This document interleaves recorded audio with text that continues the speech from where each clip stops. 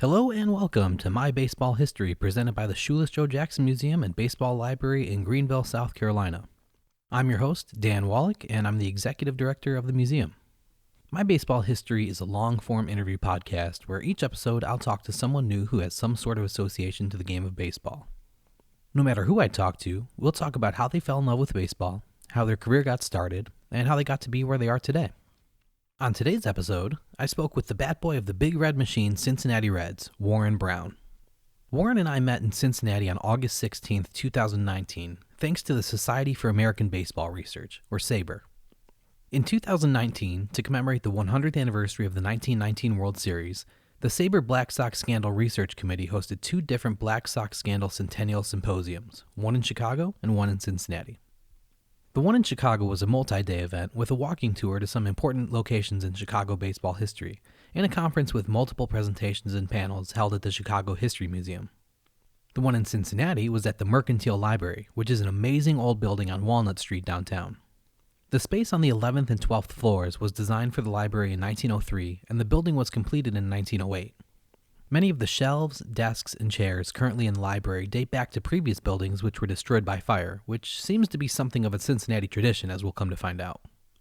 Warren and I both attended that panel discussion, which included Reds historians and was moderated by Jacob Pomrenke. It was a really enlightening discussion, albeit a shortened one compared to the Chicago event. If you want to listen to the presentations of the Chicago Symposium, you can find them at the brand new SABR website, sabr.org. That's sabr.org. There is an unbelievable amount of content on their site, so I highly suggest going down some rabbit holes next time you have a chance. But if you're just looking for the audio from that panel, type in 2019 Black Sox Symposium in the search bar, and it should be one of the first results. Their team has been working for 10 months to get that site redesigned and rebuilt, and let me just say, the finished result is definitely worth it. Anyway, I didn't have my gear with me to do an interview with Warren on that trip, but I went back to Cincinnati to interview him and to go to the old site of Crosley Field where the Reds used to play their home games. From 1912 to 1933, it was known as Redland Field, and that's where the 1919 World Series was played when the games were in Cincinnati. I wanted to stand in the same spot where Joe Jackson stood in the outfield. As is sometimes the case when trying to hunt down old locations, that spot is now a parking lot. So it didn't have quite the same impact as going to the Brandon Millball Field in Greenville where Joe once played, but it was still very cool. The original foul poles are still standing in their spots at the Crosley Field location, and they have markers where each of the bases and home plate laid. If you're into that kind of thing, next time you're in Cincinnati for a Reds game, carve out an hour to make a trip. Also, check out the Reds Hall of Fame and Museum, which is connected to the Great American Ballpark and has recently undergone a multi-million-dollar renovation. They have some really state-of-the-art displays and exhibits there, and it's run by a bunch of great people. Anyway, enough about my trips to Cincinnati. Let's talk about Warren. He was the bat boy for the Reds from 1970 to 1972, and he worked in the front office for a number of years after that. He was around for the first two trips to the World Series by the Big Red Machine, and formed close, personal relationships with some of the biggest names in baseball history. We're talking multiple Hall of Famers. He has some incredible stories to share, including his own. In this episode, we cover lots of ground. Warren tells us how Pete Rose going to Vietnam with Joe DiMaggio landed him the best job of his life. We find out why hard work, long hours, and virtually no pay aren't always the worst things, if the job is cool enough. We learn the true dedication to his craft which helped Pete Rose become the all-time hit king. And we hear the story of the 1970 All-Star Game and how Warren walked away from it with a priceless souvenir. With all of that information and much, much more coming at you, it may be helpful to follow along with the episode's liner notes on our website. You'll still be able to enjoy the interview without the extra help, but sometimes when I'm listening to things like this, I like to really go in depth, so I've provided some photos and links to give you all a better understanding of the things Warren and I are discussing. Those liner notes can be found at the Shoeless Joe Jackson Museum website, which is online at www.shoelessjoejackson.org. If you want to follow along, head over to the museum's website and click on the podcast tab at the top. You can also just head to shoelessjoejackson.org/shoelesspodcast and it will take you right there, where you can click on the Warren Brown episode or on any past episode you may want to catch up on. Everything in the liner notes goes in chronological order of how we talked about them in the interview, so you should be able to easily keep your place as you listen. If you listened to the Brian Bernardoni episode of Season 1 of My Baseball History, you heard me talk about my friend Emily at Unforgettables and the painted baseballs she makes.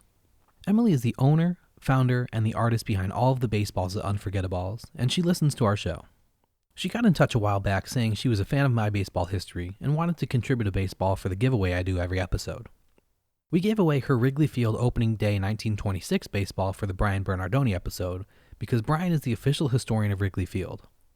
This week, since we're talking with Warren, we're giving away Emily's Big Red Machine baseball, which commemorates the domination of the Cincinnati Reds in the 1970s and is limited to only 300. Emily creates original paintings that she makes to scale, and then that painting is printed onto each baseball. She's been in business for over 25 years and has more than 150 different baseball designs on her website, which you can find at unforgettables.com. There are baseballs for teams, for players, for stadiums, and even special events and holidays. You should go check out her site if you want to see everything that's available. At the end of the episode, I'll explain how you can answer a trivia question on Twitter to win the Big Red Machine baseball, so stick around until the end of the episode for that. The winner of last week's trivia contest was Jen McSpadden-Curtin, who's on Twitter at GenGenGoGiants. After listening to the Andy Brown episode of My Baseball History, Jen knew that Andy repurposed a bunch of used and unused tea bags to create a portrait of Her Royal Majesty Queen Elizabeth II. That piece of art helped Andy get international publicity, and he was even included in a question on the game Trivial Pursuit.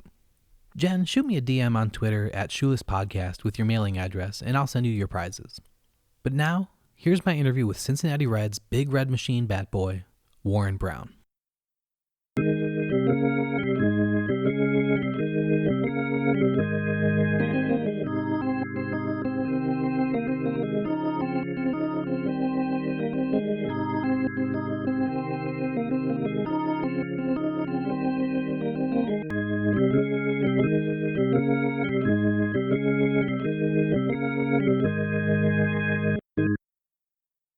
You were born January of 1954. Where did you grow up? Where are you originally from? I'm originally from North Carolina. Okay. Jacksonville, North Carolina. I was born in the military hospital down there, Camp Lejeune. My father was a career Marine. Okay. So did you stay in Carolina long or? For a couple of years, and then we actually moved to West Virginia. Okay. My mother's family is from Clarksburg, West Virginia, in the northern part of the state, Pittsburgh Pirate Territory. Okay. So we used to get all the Pirate games there. And I was a Pirates fan, but I couldn't wait for the sun to go down and turn on your transistor radio, and you would get the Reds games out of Cincinnati. So if you were in Pirates territory, why did you pick the Reds? Was it just a contrarian type thing, or? We had family here. We had cousins that we would come and visit on vacation occasionally. Okay. So we'd come to Cincinnati, come to the big city, so to speak. Yeah. Cool. So who was your favorite player growing up? That's, probably 6, 7, 8, 9 years old. That's the early 1960s? Yes. Well, my favorite player was, and his rookie year wasn't until 1963, was Pete Rose. Okay. And it's quite ironic that as we continue this story, how Pete plays into the story. Yeah, absolutely. So in 1967, Pete was going on a 23-day USO tour to Vietnam with Joe DiMaggio, and he had to go get some shots before his trip. That's pretty much where your story begins. Yes. Pete was invited, as you said, to the USO with Joe DiMaggio, and the only place in Cincinnati that he could get all the shots needed to go to Vietnam at that time was my mom's clinic, and she was the head nurse of the U.S. Public Health Clinic in downtown Cincinnati. They worked a lot with the military and the FBI, so they had all the shots that Pete needed to go to Vietnam. So when it was announced that Pete was going and he was coming in to get the shots, my mom, being the head nurse, said, "I'm giving Pete all his shots." She pulled rank there. Yeah. She's like, I'm not going to request that day off. I'll be at work that day. Absolutely. So during the course of a couple weeks, which he had to come in every day for like 2 weeks to get all the shots. Whoa, okay. Yeah, it was a long process. Yes, some shots in the stomach and just a lot of different shots. I'll just say that. She got to know him and talking to him. And so she got up the gumption at one point to say, "Hey, my son's a huge baseball fan. He's a huge Reds fan. He's going to be turning 16 in a couple of years. Is there anything he could do down at the ballpark?" And she's thinking in her mind at that time, selling peanuts, popcorn. And I'd have been fine with that, just to be at the ballpark would have been great. Yeah. So Pete said, "When I get back from Vietnam, I will call you." Well, almost all the people she worked with, the doctors and the other nurses, said, well, that's nice, but you'll never hear from him. Of course. Yes, because Pete Rose. Yeah, he's Pete Rose. Probably gets this request 100 times a day. Right. Hey, can you help me out? I've got a friend. I got a buddy. Right.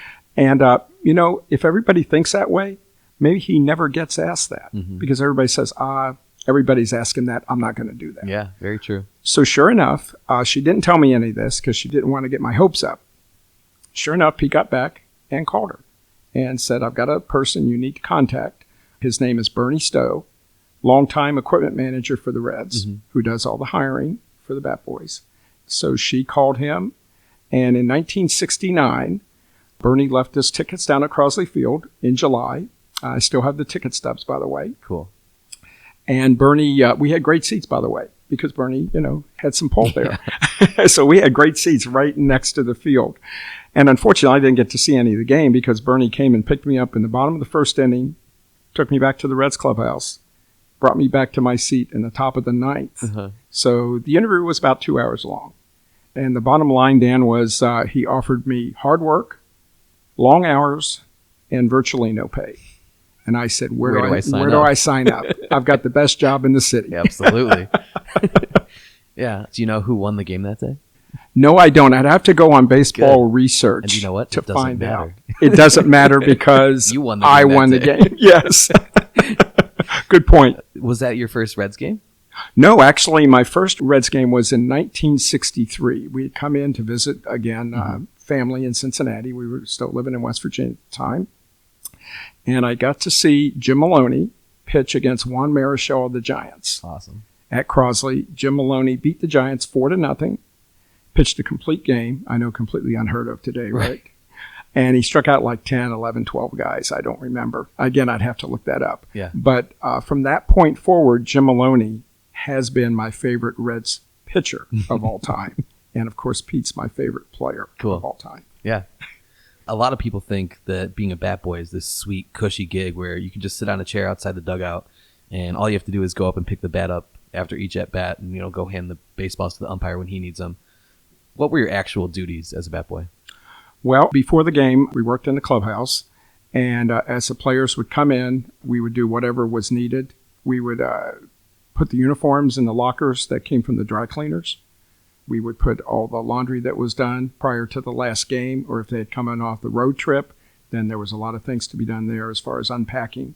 But just the day-to-day would encompass about 12 hours of work. Wow. Now, not all that time was working, but you had to be there from the time the first player stepped in the clubhouse. And if he was coming in for like rehab, working with the trainers, to the last player leaving, you had to be there because you opened up the clubhouse and you locked up the clubhouse. Yeah. And so there was keeping the clubhouse clean, cleaning the shower stalls, cleaning the toilets, cleaning the trainer's room. At Crosley Field, it was a cinder block clubhouse with wooden floors and rubber mats. So we got out the brooms to sweep the floors up. When we moved to Riverfront, we had carpeting. Ooh. And we had a vacuum, and Luxurious. that was a big step. Let me tell you. Would you ever have to go off site to run errands for people, or was that not? No, no. We'd have sometimes we'd have to go off site, run errands. So we'd have our car there. Funny what during my time as bat boy, the Reds would go on road trips, and a couple of the players would say, "Why don't you keep my car while you're gone?" And they said, "By all means, go ahead and drive it." So let's just say I drove Dodge Challenger from Bobby Tolan, and I drove a real nice Mercury Marquis from Joe Morgan. And I probably got a couple dates that I probably would not have if I was driving my car. Let's just put it that way. And when they offered you their car, did they know that you had just turned 16, 5 months earlier? Yeah, absolutely. Absolutely. Go ahead, kid. And take they just, my car. It was funny because it's funny how close you become when you're with somebody every day. You're in the clubhouse, you see some stuff, and you've been in a major league clubhouse before. So there's some things you can talk about, and there's some things you don't talk about. Yep. Because that's the way it is. Yeah. So let's talk about some of the things we don't talk about. Okay, absolutely. You don't have to name names, but were there players who would take advantage of your services, treat you more as an errand boy instead of part of the team? No, I really don't.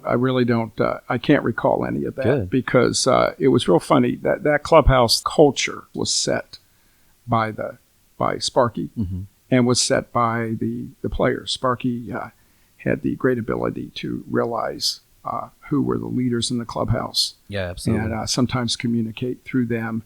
And Pete was a major force in the clubhouse. Matter of fact, one of the stories I like to tell kind of sets the tone in the clubhouse was, at that time, it's no longer the case now in Major League Baseball, but at that time, Bernie Stowe would do a lot of things for the players, and he would use his own money, and then the players would pay him clubhouse dues at the end of the month. Interesting.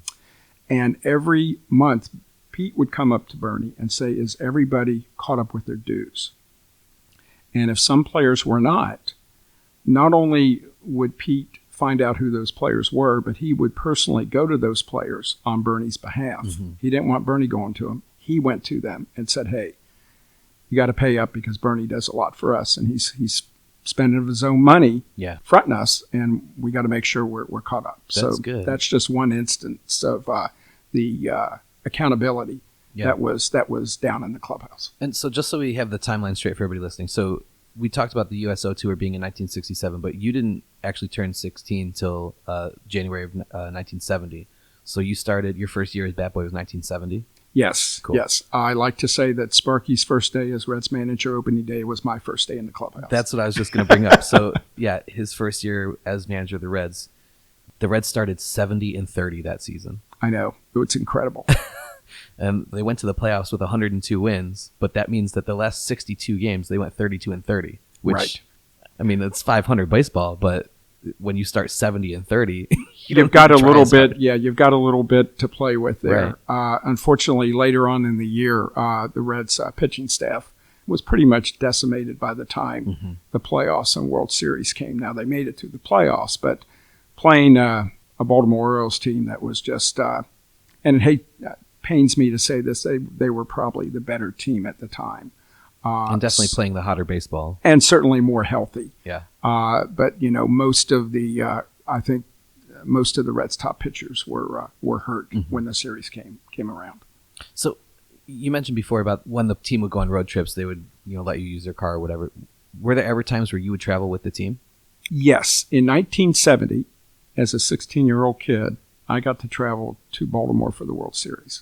So my first plane ride ever was as a member of the Cincinnati Reds traveling to the World Series.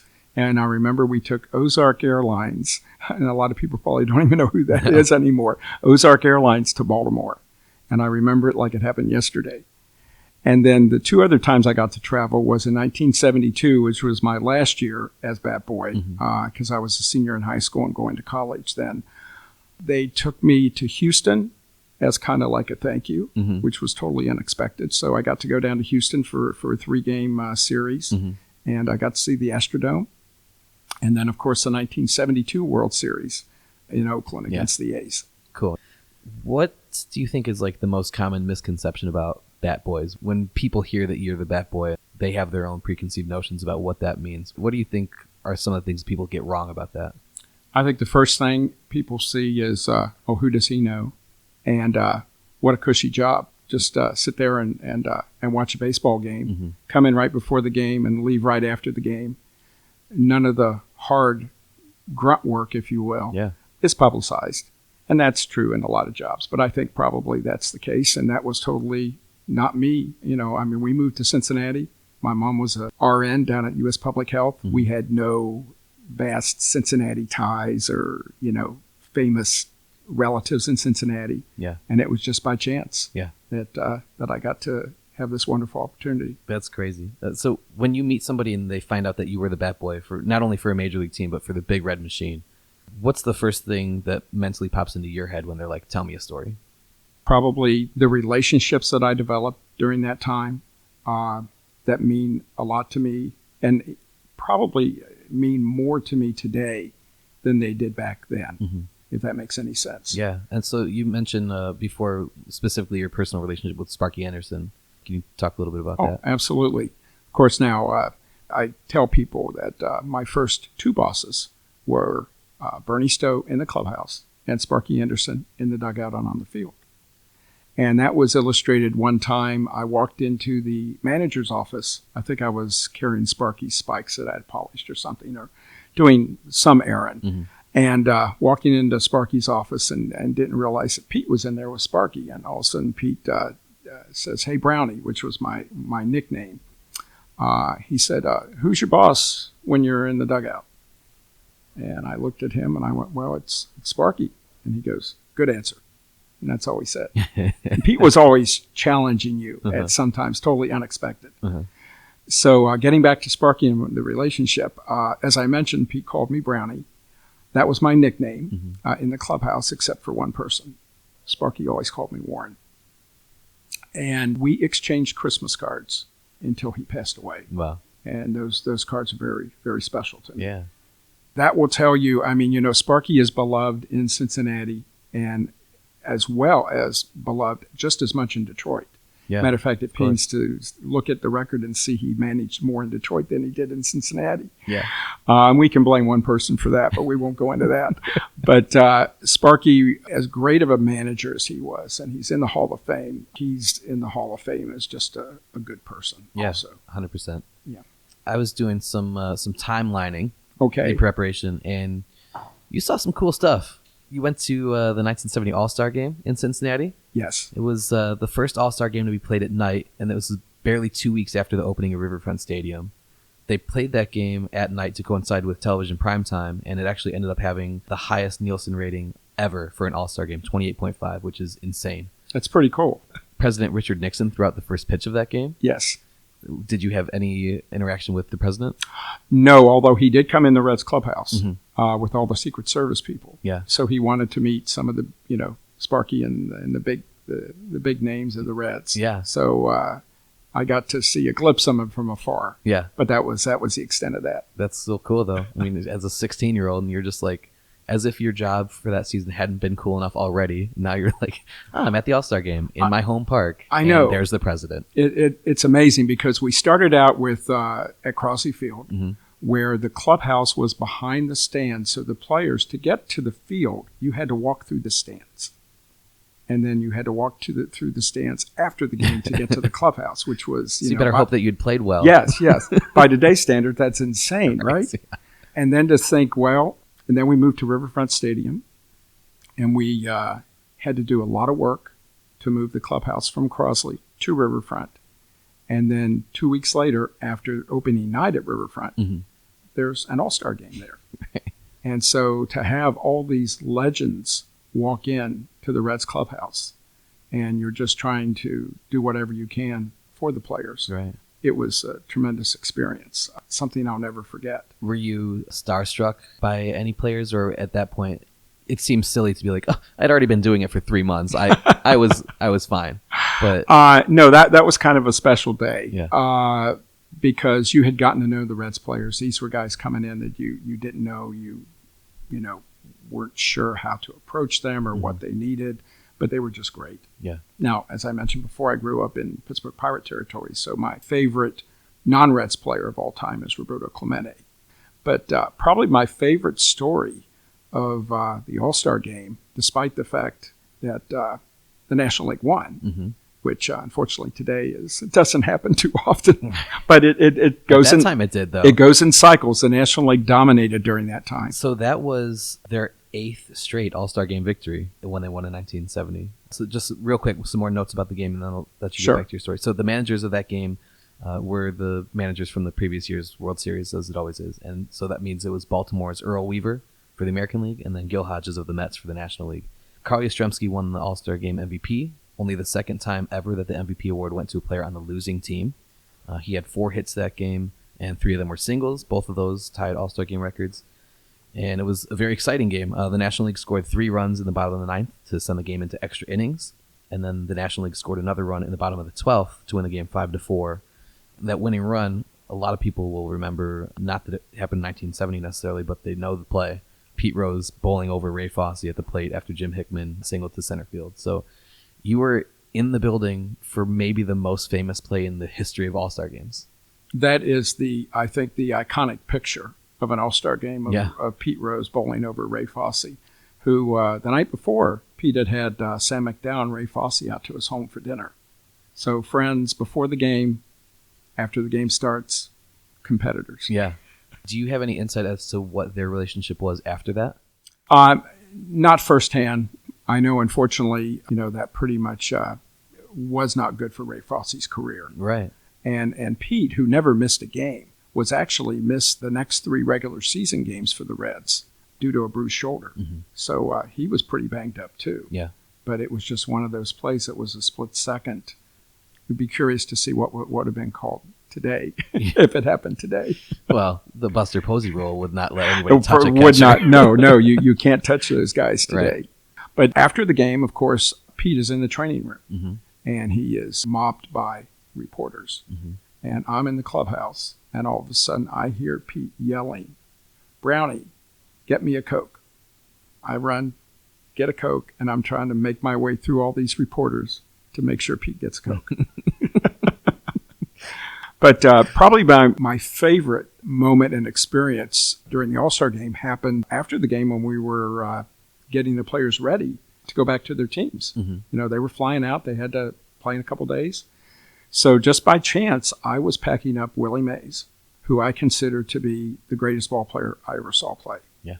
And at the time, Adirondack was one of the bat companies, mm-hmm. along with H&B. And Adirondack had given 2 commemorative bats to each player that had a plaque on it, and had the plaque Cincinnati, Ohio, Riverfront Stadium, and cool. the date of the game, 1970 All-Star game. So I'm packing up Willie Mays, and he looks and he goes, "Oh, they gave us 2 bats." And this is like it happened yesterday. He says, "Well, I only need 1. He looks at me and says, "You want one?" And what am I going to say? Yeah. Of course. I still have that bat today. Awesome. Because that's a personal experience for me with, what a dream to actually have interaction with who you consider to be the best player you ever saw play.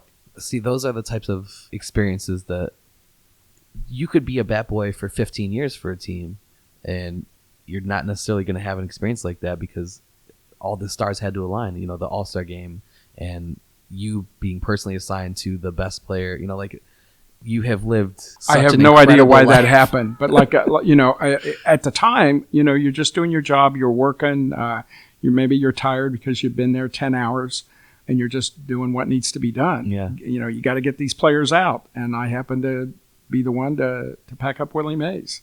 And now that moment is so special for me. Yeah. It's really interesting and really neat. Yeah, I've never really thought of the logistics of, when a team leaves for a road trip, all the bags are going to the same place. But when they're leaving after the All-Star game, they're going to 15 different places. Exactly. I've never really thought of that. Yeah, controlled chaos. Yeah. Okay, so All-Star game, pretty cool. 1970. You also went to the World Series that year. Yes. That was the first World Series to be played on artificial turf. What was the Reds players' feelings about playing on turf compared to playing on real grass? Like, did they feel like that gave them a major home field advantage because they played on it so often and other teams were playing on it for maybe the first time ever? It took a while for the players to get used to it because the bounce of the AstroTurf, and especially if the AstroTurf was wet, mm-hmm. the ball would come to you so quickly because sometimes if we had our work done before the gates, and sometimes when the gates were open right away, because I think they opened up 2 hours before game time back mm-hmm. then, we'd go out and actually field batting practice. So I'd be out in the outfield fielding batting practice, and anytime the AstroTurf was wet, you had to watch, otherwise that ball could come up and do some damage to you. Yeah. The one thing that was kind of interesting, though, is with Riverfront being a circular stadium like all the new stadiums were at that time, and the AstroTurf, it was about 20 degrees hotter on the field than it was everywhere else. Mm-hmm. So if it was, these typical 95-degree days in Cincinnati in August, then it's 115 to 120 on the field. And that just goes to show you why the Reds were so depleted at the end of the year, because a team comes in for a 3-game series, they're only here for 3 games. But the Reds are playing their home games every single day. So over the course of 2 months of extreme heat in the summer, that's going to drain you. I don't care, how well conditioned you are. In those times, they weren't doing all the studies about hydration and sleep and all this stuff that they're doing today. Like, I'm sure that played a big part about the injuries and the fatigue at the end of the season. You know what? That's a good point that I've never really thought of before. That's an excellent point because basically all we had was Gatorade. Right. Make sure you had a lot of Gatorade on the field. Now, the players, when they tried to wear their regular metal spikes on the AstroTurf, the heat got so bad that the spikes would actually burn the bottom of your feet. So they had to get special inner soles from the companies they dealt with. Yeah. One of the other ways the players would cool off was the Reds trainer would have cabbage leaves soaked in water under the hats, and they would put them underneath the hats. So anything that could help, because I always thought that was an old wives' tale. It's crazy that actually happened. It absolutely did happen. Not a lot, but it is not an old wives' tale. Yeah. It did actually happen. It's so funny. So how many times a week does somebody say, "Hey, Brownie, we need you to go to the grocery store and get some cabbage for the..." Bernie usually took care of that. I never made a cabbage run in my career, I don't think. For the 1970 World Series, before Game 1, which happened in Cincinnati, the Jackson 5 sang the national anthem. Do you remember that at all? I don't. I was probably still in the clubhouse because the first year in 1970, I was actually in the clubhouse full time. Our bat boy, he was a senior that year, was Mike Long. So he was actually the bat boy that was on the field. So I was in the clubhouse. Although I do have a funny story that during the 1970 season, Mike came in and he looked white as a sheet before one of the games. This was like 20 minutes before the game. And he told Bernie, he goes, "I am sick. I can't do this." So Bernie points to me and said, "You're bat boy tonight. Get the bat boy uniform on." And so I didn't have time to be nervous. Right. I knew what needed to be done because I had watched Mike. Yeah. So I just went out there and reacted. And one of the things that I found out afterwards was right after I went out there, Bernie placed a phone call to my mom and said, "Warren's going to be bat boy tonight. I'm leaving you tickets. Get down here." So she came down with my brother, and they were at the game. And so the Reds won the game. Of course they did. And so you were the good luck charm. That's right. And speaking of good luck charm, you know how superstitious baseball players are, right? Yes, I was going to bring that up later. Yeah. That extends to the coaches and the managers. So the coaches, led by George Sugar and Alex Grammas at the time, said, "Brownie, you're our good luck charm." Now, we're in the midst of going 70-30, so I don't know how much of a good luck charm I was. They were just a pretty good team. Don't ask questions. But I was not second guessing. Right. They said, because you were bat boy last night and we won, you're going to be bat boy until you lose a game. And so I turned to Mike, and we were pretty good friends at the time, and I said, "You ever heard of Wally Pipp, buddy?" He didn't take that too kindly. He was not happy at all. So how many games in a row did they win after that happened? I think I was bat boy for like 7 or 8 games. Awesome. And then I finally lost, and I went, okay, I'll get my chance next year. Yeah. So, okay, I was going to bring this up later, but let's be on the subject. Baseball players are notoriously superstitious. What was the strangest superstition that you remember somebody having, whether it was a player, a coach, a manager? I won't name the player. Not changing underwear during a winning streak. So those would have gotten pretty rank. Probably. Over the course of a 70-30 stretch. Yeah. Now, we may have snuck him in and not told him and then said, no, we didn't do anything. That's still good. But, some of the other ones are, players, they'll have routines. Mm-hmm.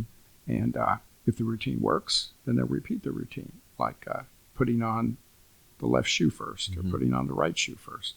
Anything to kind of say, "Oh, I've got a mental advantage here." Right. Because all these guys are so talented physically. Right. They can do the job. It's that mental edge that makes the difference. Shoeless Joe Jackson famously had a favorite bat, which he called Black Betsy. It broke during a game in early 1911, and Joe literally got so depressed that he went into a 2-week slump at the plate. During your time as bat boy, was there a player that was so emotionally attached to his equipment like that? Nobody that was totally attached to one bat per se, but I will tell you something that was kind of interesting. During the game, every time Pete Rose either got a hit or made an out, he'd come back and look at the bat. And, of course, it made a mark on the bat where he hit the ball. And then he would take rubbing alcohol and rub that away. So the next time he got it at a bat, whether it be an out or a hit, he did the exact same thing.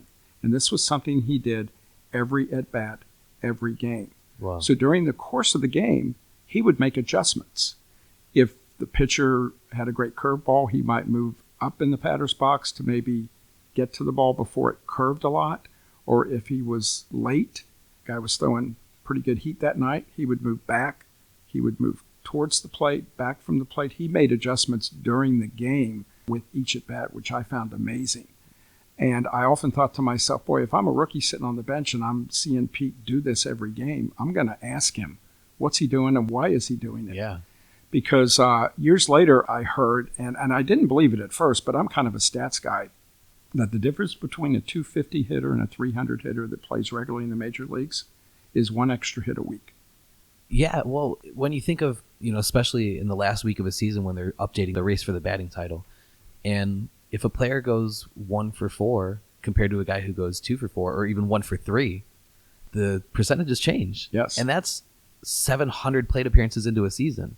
So, yeah, over the course of a year, 1 hit a week, it makes sense. And it's crazy, Dan, because when I first heard that, I went, that can't be right. It's got to be more than 1 hit a week. And I looked at it and did the math, and I went, that's right. Yeah. 1 extra hit. So, unlike some players back then and today, I'm sure, you get a couple hits, your first couple at bats, and you're winning the game. Mm-hmm. Maybe you're not as intense with that third and fourth at bat. Right. Pete was never like that. Mm-hmm. Pete was as intense if he was 0 for 4 or 4 for 4 with that fifth at bat. Well, he was famous for running down the first baseline as hard as he possibly could every single time he did it. Yeah. So, you don't accumulate more than 4,000 hits without being some kind of crazy, intense, mentally driven student of the game. And he could tell you when he got it. You'd mention the hit to him, and he could tell you where it was, what the count was. He had like almost a photographic memory, and his eyesight, he could detect the spin of the baseball coming out of the pitcher's hand. Yeah. The only other person I read about that was able to do that, well, 2 other people, I'll take that back, was Ted Williams and Tony Gwynn. To have that and to have that concentration too, I think that's just incredible when you think about it. Shoeless Joe is supposed to have had that same sort of ability where he would practice. He would light a candle in a room and put one hand over his eye and stare at the candle with his other eye until he couldn't see anymore, and then switch eyes. And he said that strengthened his vision and gave him better sight at the plate. That's amazing. Back then, that's what he had to do. Right. And then I remember, back in the 70s, it was the videotape machine that all the hitters would go into and be in the coach's room with Ted Kluszewski going over, their hitting with the videotape machine. Yeah. A couple more notes on the 1970 World Series. The Baltimore Orioles beat the Reds 4-1 in that series, and Brooks Robinson won the MVP award with what is considered one of the greatest defensive displays in baseball history. Back to Sparky Anderson, he said, "I'm beginning to see Brooks in my sleep. If I dropped this paper plate, he'd pick it up on one hop and throw me out at first." Did you guys all realize the greatness that you were witnessing as it was happening? Probably not at the time. Just frustration that one play that you see him going into foul ground and then throwing Lee May out at first base was just like, how did he even get to the ball and then throw the ball? I think it was just more frustration being in the other team's dugout saying, really? He did it again? Yeah. He took another hit away? And then as you start to realize what he did, that's when the appreciation kicks in. Yeah. When they show highlights of the best plays in baseball history, that's always on it. Yeah. So just insane that, again, you were sitting right there watching it. I was there. It's very, very interesting. So Sparky had nightmares about Brooks.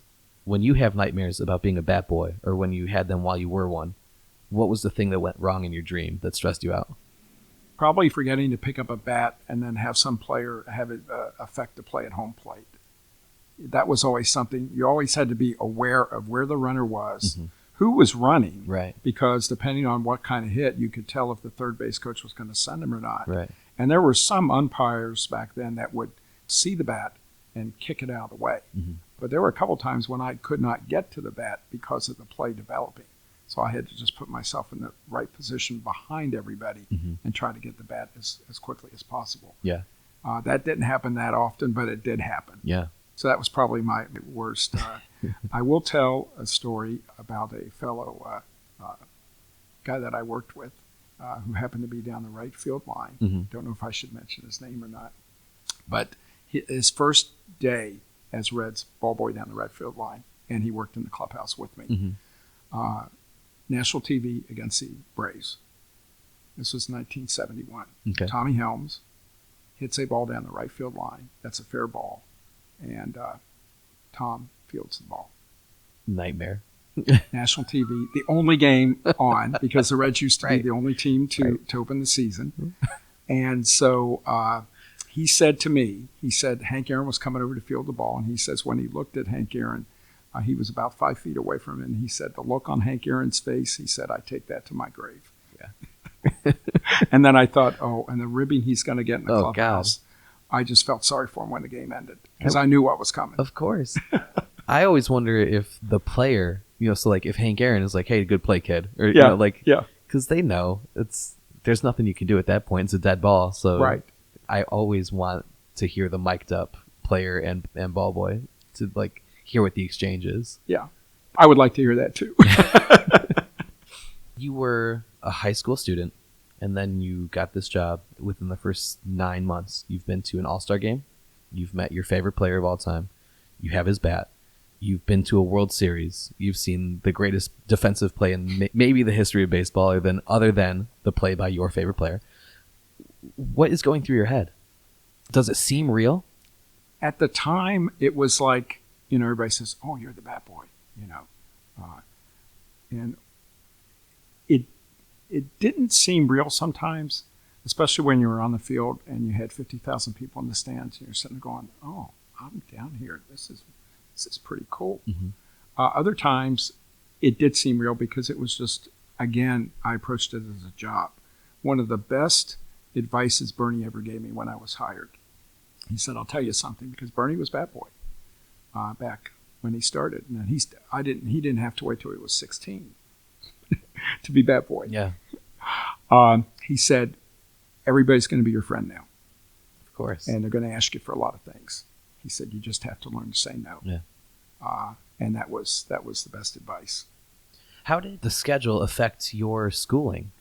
Well, now I wasn't the greatest student in the world, but I was okay. Mm-hmm. And as long as I held my grades up, I went to Western Hills High School, which is where Pete Rose went, which is kind of ironic too. Yeah. As long as I kept my grades up, I could schedule study hall for last period and then leave and not attend study hall. Mm-hmm. That was the agreement I had with my counselors and my teachers. Cool. And so I didn't have any problem keeping my studies up because I knew what was at stake. Yeah, what was at stake. Yeah. Exactly. That's cool. Because, obviously it's a cool summer job, but the baseball season starts in April, yes. March for spring training and goes till late October when you're the Reds in 1970. Yeah. So you're missing some months of school there. I was missing some days, and there'd be some times when I'd miss a day, and they were fairly aware of what I was doing. And again, the whole key was keep up your grades and there'll be no problem. Cool. Okay, so 1971, I'm sure was fantastic, but they didn't go to the World Series that year, so we're skipping it. Right. Unless you've got some specific 1971 stories. 1971 was my first year of being on the field 100% of the time. All right, let's do it. And of course, I was pretty happy with that, because I wanted to be on the field at all times. Yeah. So it wasn't a good year for the Reds. They had some injuries, but probably the highlight or low light of the season was I actually got to see, both occurred in June. I got to see the Reds no-hit twice. So obviously you don't want that to happen to your team. I was not happy. But it's still cool to be there for it. Right. There are journalists or broadcasters who've been doing their job for 50 years and have never seen a no-hitter in person. And you see two in one summer. Yeah. I saw a no-hitter. I saw Ken Holtzman throw a no-hitter when he was with the Cubs. And I think the score was 10-0 or something. But then I saw Rick Wise not only pitch a no-hitter, but that same day hit 2 home runs. And that's a record.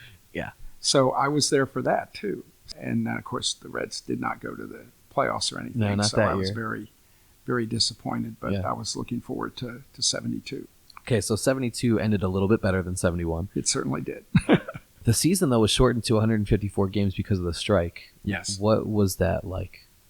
I was very anxious and wanted this strike to end yesterday. Yeah. Because, this was my senior year. This was my last year to work for Bernie because I was going to college. Right. So I was very anxious. I was very happy to see them solve the strife between the players and the owners and get the season going. Yeah. So the Reds beat the Pirates 3-2 in the NLCS, and that made them become the first team in Major League history to reach the World Series without having the best record in their league.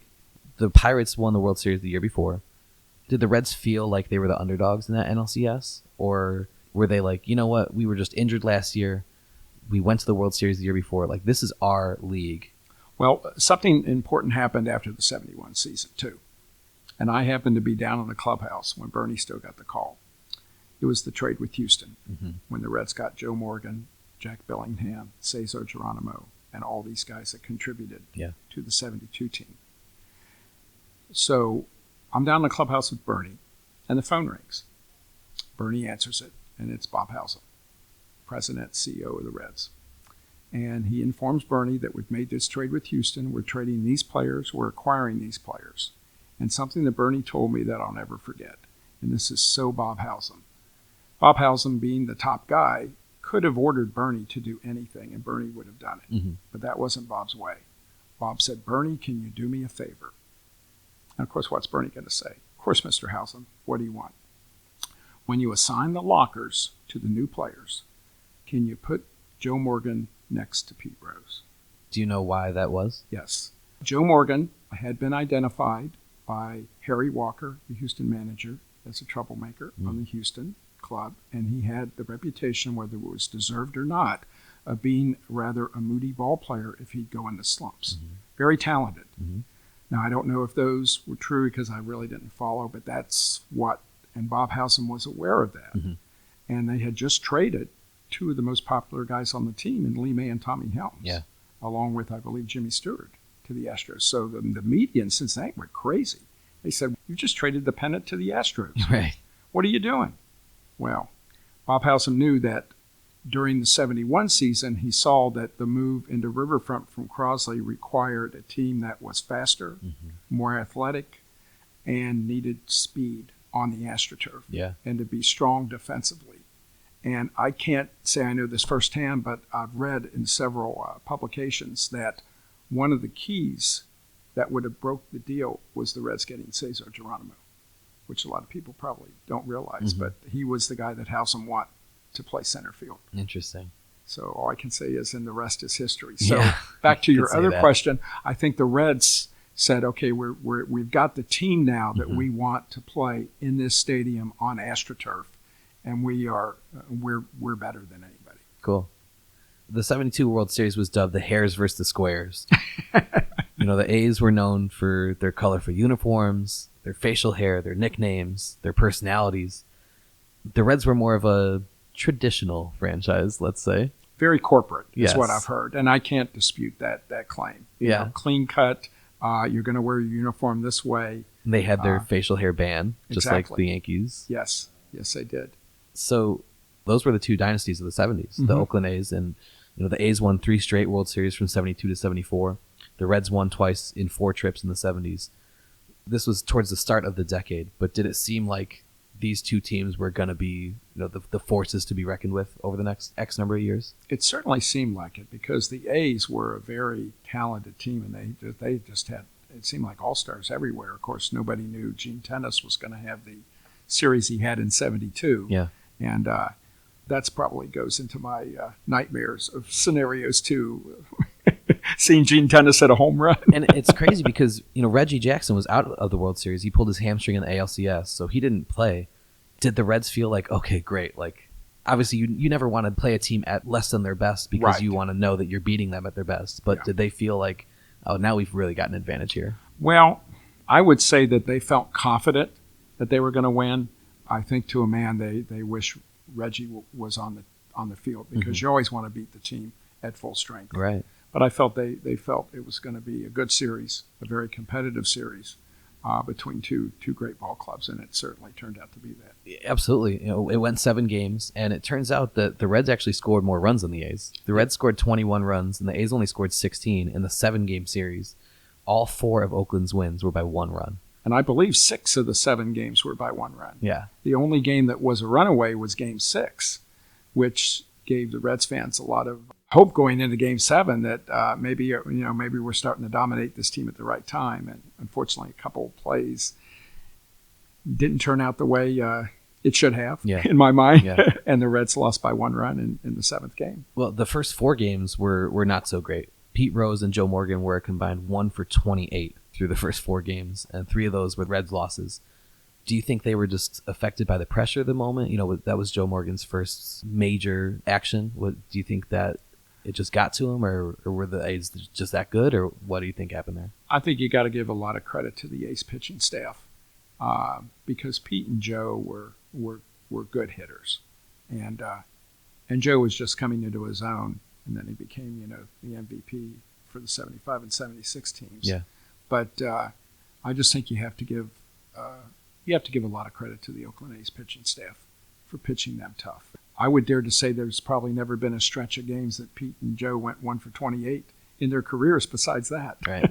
Picked a bad time to do it. Okay, so you do all this. You're 1970 All-Star Game, 1970 World Series, full-time in 71, 1972 World Series. You experience all that, and then you go to college. Like, it must have seemed like so anticlimactic. Here's the funny thing. Now, and this was totally unexpected. In 1970, Woody Woodward was the Reds player rep. So I can't remember the date, but I know it was late in the year. Mm-hmm. He calls myself and the 2 other guys, one of them being the right field ball boy, and then there was always a guy in the clubhouse full time. Mm-hmm. He calls us into the clubhouse right before the game. And none of the other players are in there. None of the coaches. Sparky's not in there. Bernie's not in there. And we're sitting there going, what's going on? Are we in trouble? Or are we going to get fired? Or what's going on? And Woody tells us that the players voted for the World Series shares. And the players realize how hard you guys work. And we are appreciative of all the work you do. And we know you don't get paid much. So you guys were voted each a quarter of a share. Cool. Now, it's not like it is today, but it was like $1 million back then. And the gesture. And the gesture, too. It just made you feel so good. Yeah. And the same thing happened, even though we weren't expecting it. In 1972, Darrell Chaney was the player rep, and the same thing happened. So I'm in the record books as getting a quarter of a World Series share in 1970 and a quarter of a World Series in 1972, and the majority of that money went to help pay for my college. You went to Miami University in Ohio. Yes. And what did you study? I was an accounting major. Uh-huh. I never wanted to be a CPA, but knew I was going to go in the business. Uh-huh. So I was an accounting major, and I'd go to Miami, and the season's still going on because college starts in September. Right. So I've got to take the least amount of hours possible my first quarter here because I'm going to miss some time. So I remember I had 4 classes for 13 hours.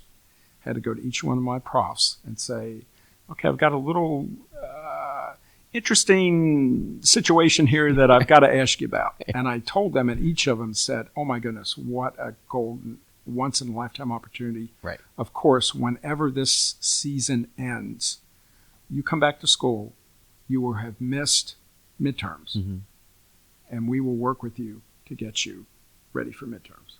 So I couldn't have asked for better. Yeah. So we are in Oakland, and there were a couple games rained out. And, of course, I was very concerned because I was a pretty good high school student, but college was a whole different thing, and I didn't know what to expect. Of course. And I woke up one day in the hotel in Oakland thinking, I'm going to flunk out of Miami. And what am I qualified to do? Be bat boy? Again? That's a pretty sweet gig, though. Isn't the whole point of going to college to be able to graduate so you get an incredible job after you graduate? Like, what could have possibly been better than what you were doing before you went? I mean, that I've had no job that's been better than that. Right. I mean, you can't. I mean, it's unfair to any job. I mean, I could have been president of a company, and that wouldn't have been as good unless a it was job. the president of the A's or the Reds. Or That's right. That's right. Now, the president of the Reds, that might have topped it, but certainly not anything in corporate America could even come close to that. So, did you have any apprehensions about going to college? Or were you just like, why would I leave what I have going on right now? I can just keep working for the Reds and see what happens, maybe work my way up. Like, was that ever the thought process? No, at that point, it was just, we were baby boomers. Mm-hmm. My mom was from and she pretty much raised us as a single mom after my parents were divorced at an early age. It was just assumed that you want a better life, so you're I want you to go to college. And so that was it. Like, this was my time with Bernie. Yeah. Even though I remained best friends, and he was like a second dad to me until he passed away. This was just like, this was my 3 years. Yeah. And I was going to do this, and then I was going to go on to a new chapter in my life. And so then after you were done with school, you did come back to work with the Reds. Was that immediate, or? I had taken a job upon graduation selling insurance because the economy wasn't great at that time, and I thought, sure. And it was just a job, and a kid out of school trying to sell life insurance, that didn't work. So I quickly said, this is a mistake. And so I found out through Bernie that the Reds had an opening in their ticket office. So I interviewed for it and got the job. So now, in 1977, in January, I'm now working in the Reds front office in their ticket department. And I stayed there until May of 1979. So I was there for almost 3 years. But then I left the Reds because I looked at a few of the key positions. And back then, it was a much smaller front office than it is today. And there were only like 3 to 4 jobs that I would be interested in doing that I could see staying there for a long period of time. Yeah. And all those jobs were taken by guys that were about 3 to 5 years older than me. Gotcha. So they weren't going anywhere. Right. And I wasn't going anywhere. So I left the Reds and started dating my wife, who's still my wife. Next year we have married 40 years. Congratulations. Thank you. She sold season tickets for the Reds and then ran the scoreboard at Riverfront Stadium. So did you guys meet because you both worked for the Reds? Yes. We met at the Reds. We were friends, and we really never started dating until after I left the Reds. And so then we ended up getting married, and our son did work for the Reds. The kind of funny thing is I worked the last half season at Crosley and then moved into Riverfront. Our son Kyle worked the last season at Riverfront and the first season at Great American Ballpark. Cool. So that's pretty cool. Yeah. I think. Yeah. So you mentioned earlier your wife's family is related to Paul Derringer, who played in Major League Baseball from 1931 to 45. He won 223 games as a pitcher for the Cardinals, the Reds, and the Cubs. He was a 6-time All-Star, a 2-time World Series champion. In 1940, he did that with the Reds, and in 1931 for the Cardinals. And he's in the Cincinnati Reds Hall of Fame. What was that like to be with somebody who had this connection to your favorite team and knew about baseball and loved baseball also? Well, I have to say, I didn't find that out initially from her, that her family was related. Her mom was, and her aunt were first cousins to Paul Derringer.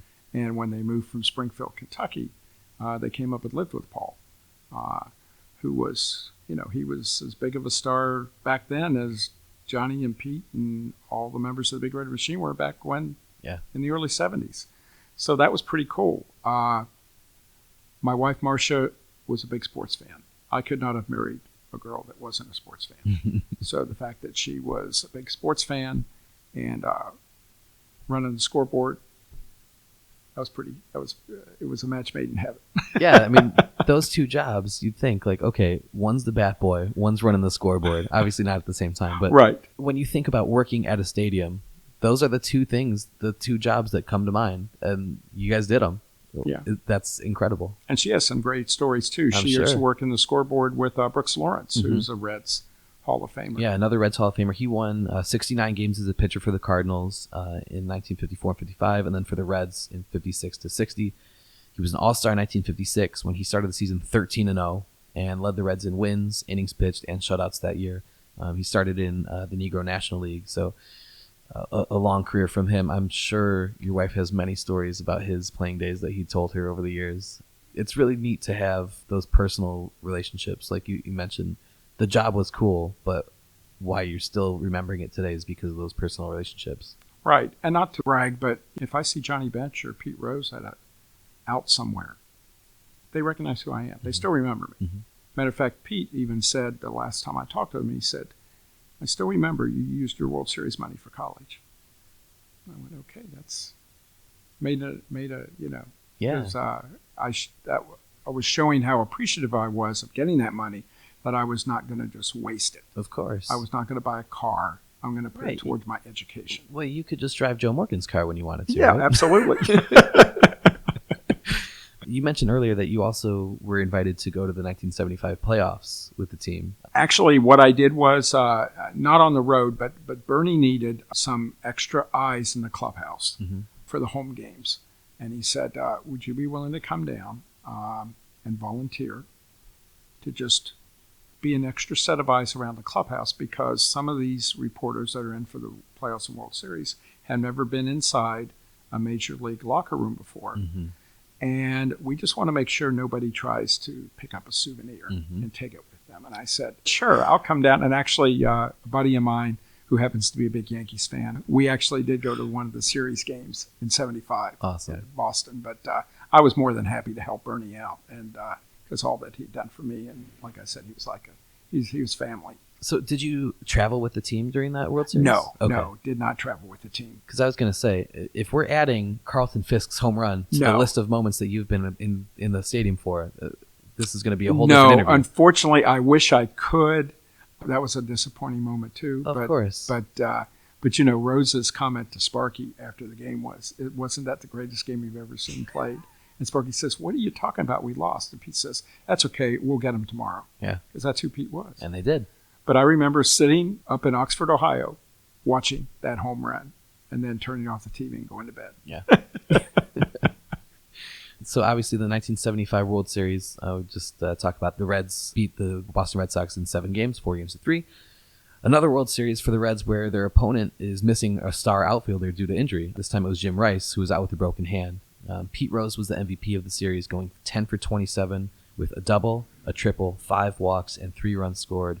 He was on base 15 times in a 7-game World Series. That's crazy.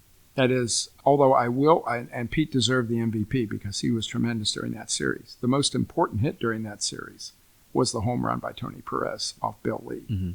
Because think about how history would view this team differently if the Reds would have gone to the series in '75 and not won. Right. And then who knows what happened in '76. So there was some pressure on this team. Yeah.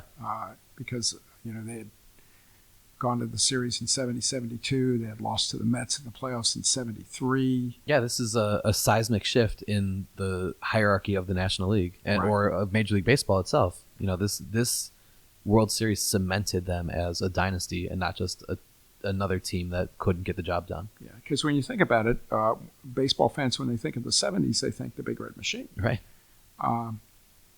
You know, to their credit, and unfortunately, the Oakland A's are an afterthought, and they won 3 straight. Right. So then the 1976 playoffs, you were also there for those, right? Yes. Yeah. That also ended with the Reds as world champions, and they swept the New York Yankees. The 1976 Reds are the only team in baseball history to go an entire multi-tier postseason without losing a game. Since 1921, only one National League team has repeated as World Series champions. That was the 1975-76 Reds. Right.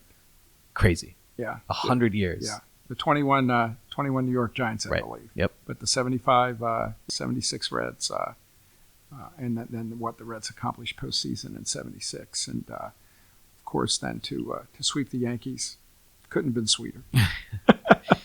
This 1976 World Series was the first World Series in which the designated hitter rule was in effect, and a DH was actually used by both teams in all games because for the first 10 years of the DH rule, in even-numbered years, they'd use them in every game. In odd-numbered years, they wouldn't use it at all.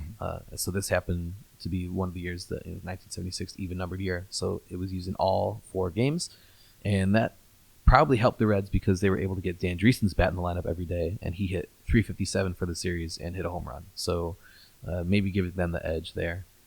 And another note, Game 1 was the first time a DH was ever used in a National League ballpark. Lots of Another first. yeah, neat moments that you've, again, been a part of. I'm sure that many people think like, oh, this great team, this great dynasty, multiple Hall of Famers, going to all these World Series. It must have been such a glamorous time. But when we were talking a couple days ago, you mentioned that the Great 8 of the Big Red Machine made a collective $1 million a year. So it's not like it was these luxurious, living situations or, players making $1 million a month now or more. What was it like to be around them? How did they act and perceive themselves? Were they just ball players, or did they think like, we're a big deal? Like we've gone to 4 World Series in 6 years. I would say that for the majority, they just viewed themselves as ball players. Mm-hmm.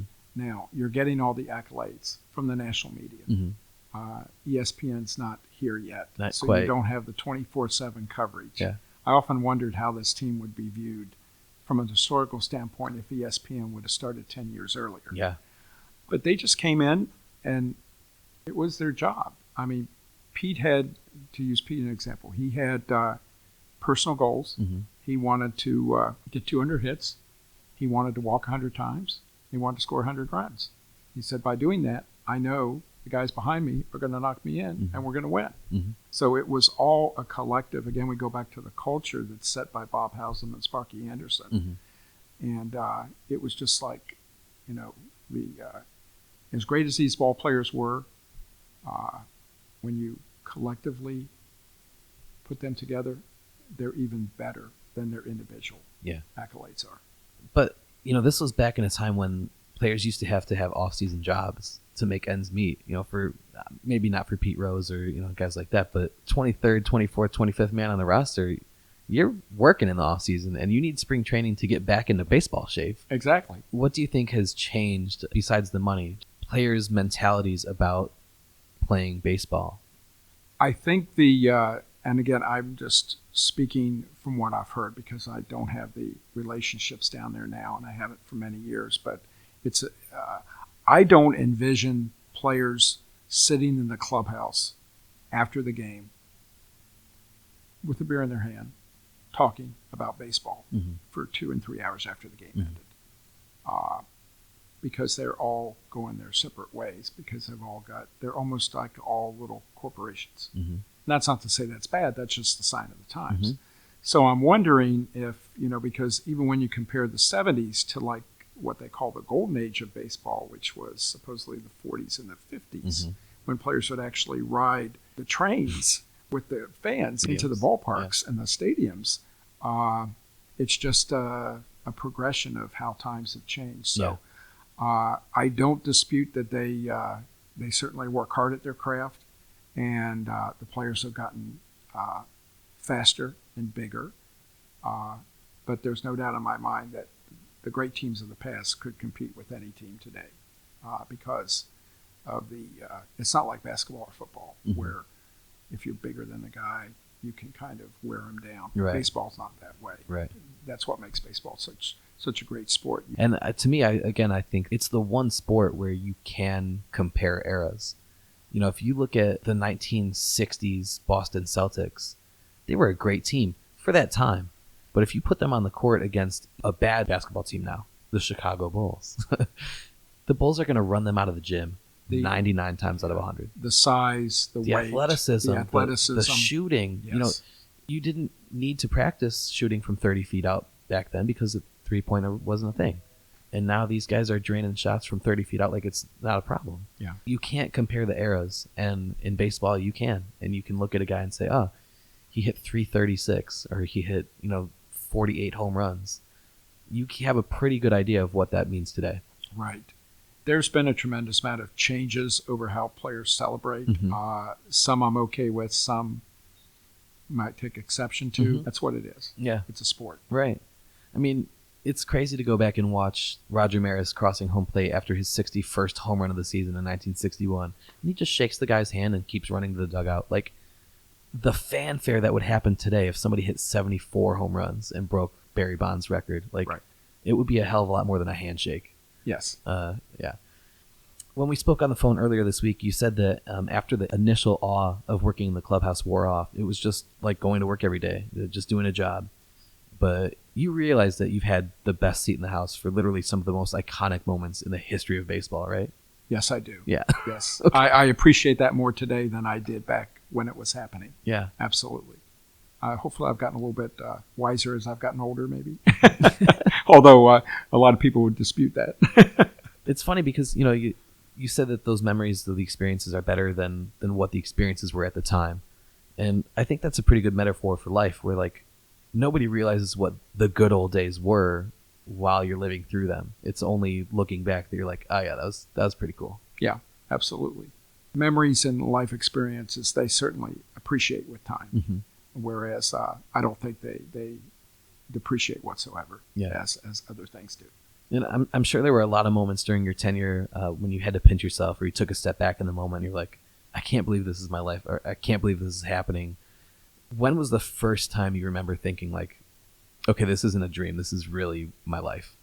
Well, I walked into the Reds clubhouse opening day in 1970.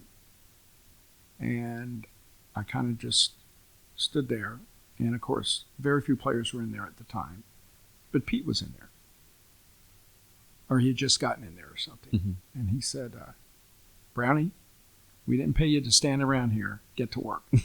Or something like that. Yeah. Maybe I can't remember the exact thing, but it's like, okay, I'm here to work. Mm-hmm. Even though these are guys that just a couple of years ago I was sitting in the stands because I always collecting wanted their baseball cards. Exactly. Growing up, I wanted to be either a Major League Baseball player or an astronaut. Well, I had bad eyesight, so that wasn't going to work with the astronauts. And having bad eyesight that doesn't play to your favorite being a good baseball player, so to speak. Well, you got pretty close though. But I got as close as I could, Yeah. so I did okay. At the time, what did you think was the best perk about having the job that you had? The best perk was watching baseball with the best seat in the house. And now looking back, what do you think the best perk actually was? The best perk actually was, again, the relationships that I made with some of the most famous and iconic people ever to put on a Major League Baseball uniform. Yeah. I mean, I had the opportunity, as you said, with Pete, with Sparky, with Johnny Bench, Joe Morgan, I could go on and on. As he was rehabbing from his Achilles tendon injury during the 1970 season when the Reds moved into Riverfront Stadium, when the Reds went on the road, Jim Maloney would come in to rehab with the trainer. And actually, I got to go out on the field with him and catch him during his rehab. So I got to catch my favorite pitcher of all time, at least attempt to catch. Yeah. And I got to meet Roberto Clemente. Mm-hmm. I got to meet Willie Mays. I was on the field, which is still kind of, I don't know how to describe the feeling I have, but I was on the field for Roberto Clemente's last game. Whoa. Because I still remember that New Year's Eve in 1972, he was killed in the plane crash. Right. And I remember hearing about that, and it was just showing up your spine when you heard about it, because there's my favorite non-Reds player and what I consider one of the most underrated players of all time. Yeah, absolutely. I mean, when you think about the fact that he ended his career with exactly 3,000 hits and still was cut short, who knows how many more he could have had in him. You mentioned earlier that next year you will have been married to your wife for 40 years. But when we talked earlier this week, you said that there's still things that you won't tell her about either what happened at the clubhouse or things that you know about happening. In that same kind of vein, the relationship between the players and the media back then compared to their relationship today is just so wildly different, where back then players and the writers used to drink together and the writers would help cover up mistakes, let's say. That's a good term to use. Yes, mistakes that they make on the road. Yes. Do you think that players today are more straight-laced than players of previous decades? Like, do they take their health and the game more seriously because there's so much more financially at stake? Or are they just more careful about who has access to their life off the field? I think they're more careful about who has access, and I think social media plays a major role in that now. Mm-hmm. They've got all kinds of advisors. Back then, wasn't too long after that the players didn't even have agents. Right. Back in the 70s right. and the 60s. So today now the player has a nutritionist, they've got a financial guy, they've got an agent, mm-hmm. They've got all kinds of people advising them. A lot of players probably have a social media person too. I know if I was a player making the kind of money you make today, I would absolutely have somebody watching over my social media. But when you think about it, I mean, entire franchises were worth $10 million in the 70s. And now you got guys making that every 2 months. Right. So if a franchise had a team of people working for it, it would only make sense that a player, who's making just as much money, if not more, would have a team of people working for them. And they're creating brands today. It's not just the name on your back. It's what you can do globally and your marketing and your endorsements. And there's, like I said, there's just so much at financial stake. It is mind-boggling. And I think a lot of that plays into how the players are handled from an injury standpoint. Mm-hmm. I mean, back in the day, you used to play hurt. You never played injured, but you played hurt. Now, not only is the agent protecting his investment, but the clubs are protecting their investment. Of course. So everybody's in agreement. Oh, we got to shut this guy down after 120 innings this year. Well, when every dollar of these $500 million contracts is guaranteed, you can't afford to lose somebody in the second year of a deal. No, you can't. I mean, some of the franchises like the Yankees and the Red Sox and the Dodgers can just write another check. But for most of the other franchises, they can't afford to miss on these players. And if they do, it sets your franchise back several years. Yeah. And it's interesting about, like you mentioned about social media, and earlier you were talking about how in the 20s, 30s, 40s, players would ride the train into the stadium with the fans, and there was a level of access back then that the fans, my dad's favorite player growing up was Ron Swoboda, New York Met, and he lived, just in the neighborhood, and you had access to those players back then. But I think it's weird the way social media works today, where you feel like you have better access to the players today because you can tweet at them or you can follow their Instagram and you can see these personal snippets of their life that you had never seen before. But I think it's all a show. You don't really have access to those players. You're seeing what they are. You're seeing what they want you to see. Right. Yeah. And you don't have any idea what is really going on. No, you don't. And I know, some players will get a bad rap because, there's 101 people in line to get an autograph and they sign 100 autographs. That one autograph they don't sign for whatever reason, then it gets blown out of proportion. Right. Sure, you would like to have the time that everybody signs the autographs all the time, but that's just not how life works. Yeah. Speaking of time, you have access to a time machine. And you can go back in time and watch one game in baseball history. Where are you going? Oh, wow. Okay, one of the things that I failed to mention, and I do, I'm very humbled that I got this opportunity. But in 1972, Game 2 of the World Series, which was played in Cincinnati, Jackie Robinson threw out the first pitch. Cool. Now, he was very ill at the time, and he died later on that same month. But he came down in the Reds clubhouse, and I had the opportunity to shake his hand. Wow. And that's something I will always treasure. Yeah. So given the fact, even though I'm a Reds fan and everything else, I think if I would go back, I think probably Jackie Robinson's first Major League game would be something that would be very interesting to watch. Yeah, just a monumental moment, not only in baseball history, but American history and Right. Civil rights history. It was so much more than just a baseball game. Having watched the Jackie Robinson movies made and have read several articles and a couple books about it, it's just amazing the foresight that Branch Rickey had to not only pick Jackie Robinson the player, but Jackie Robinson the man, Absolutely. knowing what he was going to be facing when he did this. Yeah, equally, if not more important. The man was more important, probably. Right. Yeah. And then, unfortunately, not being the first guy, but being the second guy, the Cleveland Indians. Larry Doby. Larry Doby. Yeah. I went through the same thing. Yeah.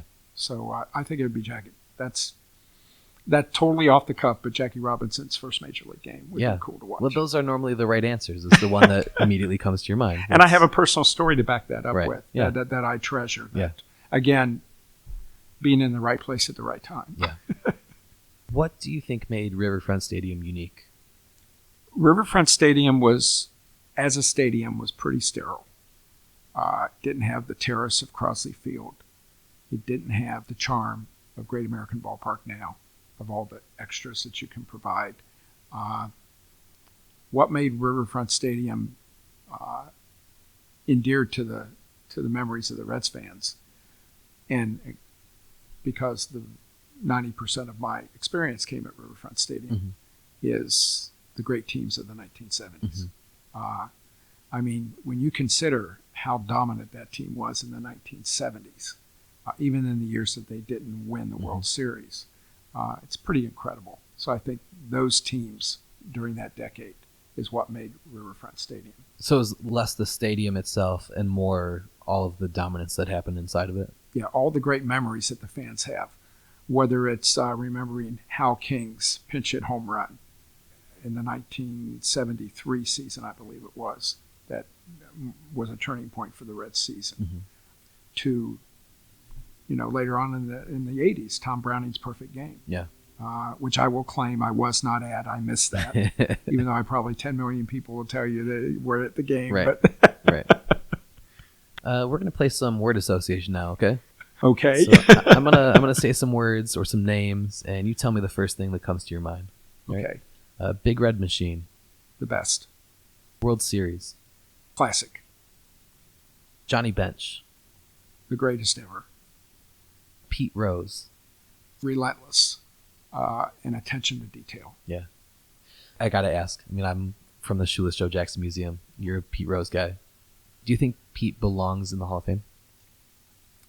That is a very interesting question. I do not believe Pete will ever get into the Hall of Fame.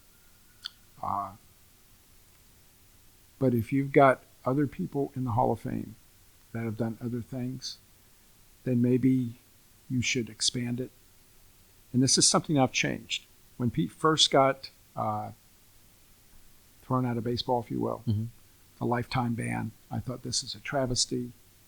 To be truthful, Pete has not done himself any favors the way he's behaved. Right. Writing the book and always being at Cooperstown. And I will defend Pete Rose I'm his biggest fan as far as the player Pete Rose. But Pete is in the Hall of Fame everywhere. Whether he gets a plaque or not, that's up for discussion. I feel the same way about Joe. Yeah. Everybody who is a baseball fan knows their two names. And no serious baseball historian can list the top 20 hitters of all time and not include both their names. Now, I do have a question for you to reverse the tables here. Are Shoeless Joe and Pete more famous not being in the Hall of Fame than they would be if they would be inducted in the Hall of Fame? I think absolutely. We talk about this all the time. When you've got guys who are Joe's contemporaries like Napoleon Lajoie and Wahoo Sam Crawford and Rogers Hornsby, who has the second highest batting average in the history of baseball, and nobody knows who they are. Right. You might have heard of their names, but if you're a real baseball fan, you know who they are. But I can't tell you anything about either one of those players, but I know who they are. And we love baseball, so right. when you take that into account, and then you go ask some random person on the street, have you ever heard the name Shoeless Joe Jackson? And most people will say, yeah, I've heard of him. And nobody's saying, yeah, I know who Nap Lajoie is. Nobody. He had a team named after him. Exactly. So do I think Joe is more famous outside of the Hall than in it? Yeah, I do. Do I think he is deserving of a place? Yeah, I do also. To me, if the purpose of your museum is to commemorate the careers of the best players of the history of your sport, you can't have it without the number one all-time hits leader, the number one all-time home run leader, the single-season home run record holder, the third highest batting average in the history of baseball. Guys like Roger Clemens who have the most wins in modern baseball. At a certain point, it's just like, okay, well, you don't have a complete museum now. If you're keeping out 30% of the guys who are in your record books, then what's the point of it? But at the same time, I think it's Joe's story continues to get told explicitly because he's not in the Hall of Fame. And I think those two, I strongly believe that if they get in, they get in together.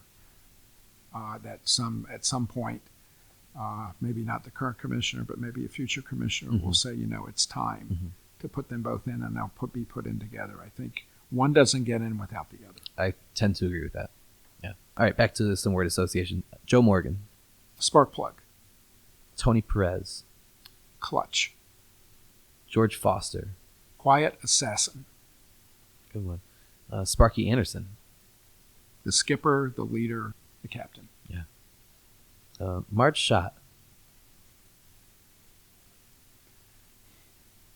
Eccentric. Very diplomatic of you. Thank you. Thank you. I try to be at certain points. Ken Griffey. Mr. Consistency. Yeah. Junior would have been what could have been if he was not injured Yeah.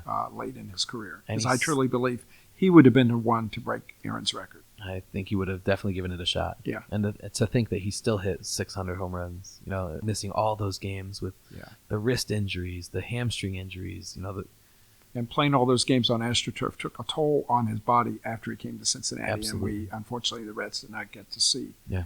too much of the real Junior.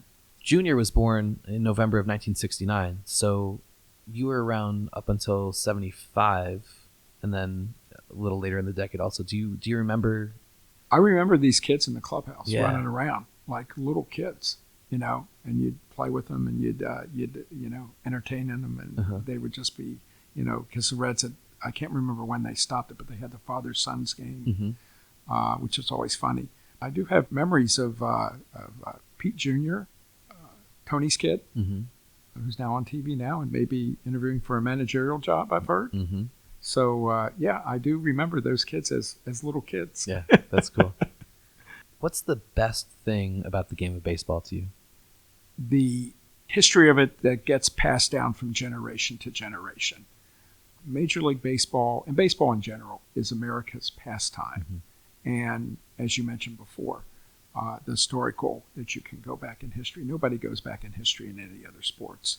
They couldn't tell you who the all-time leading rusher is. Or, Right. Most football fans don't even care. Right. But baseball fans do care about the history of the game and the fact that it's passed on from generation to generation. I have a son and a daughter.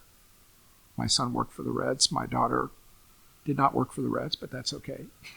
You love her anyways. I love her anyways. They both know how to keep score because I taught them how to keep score. Cool.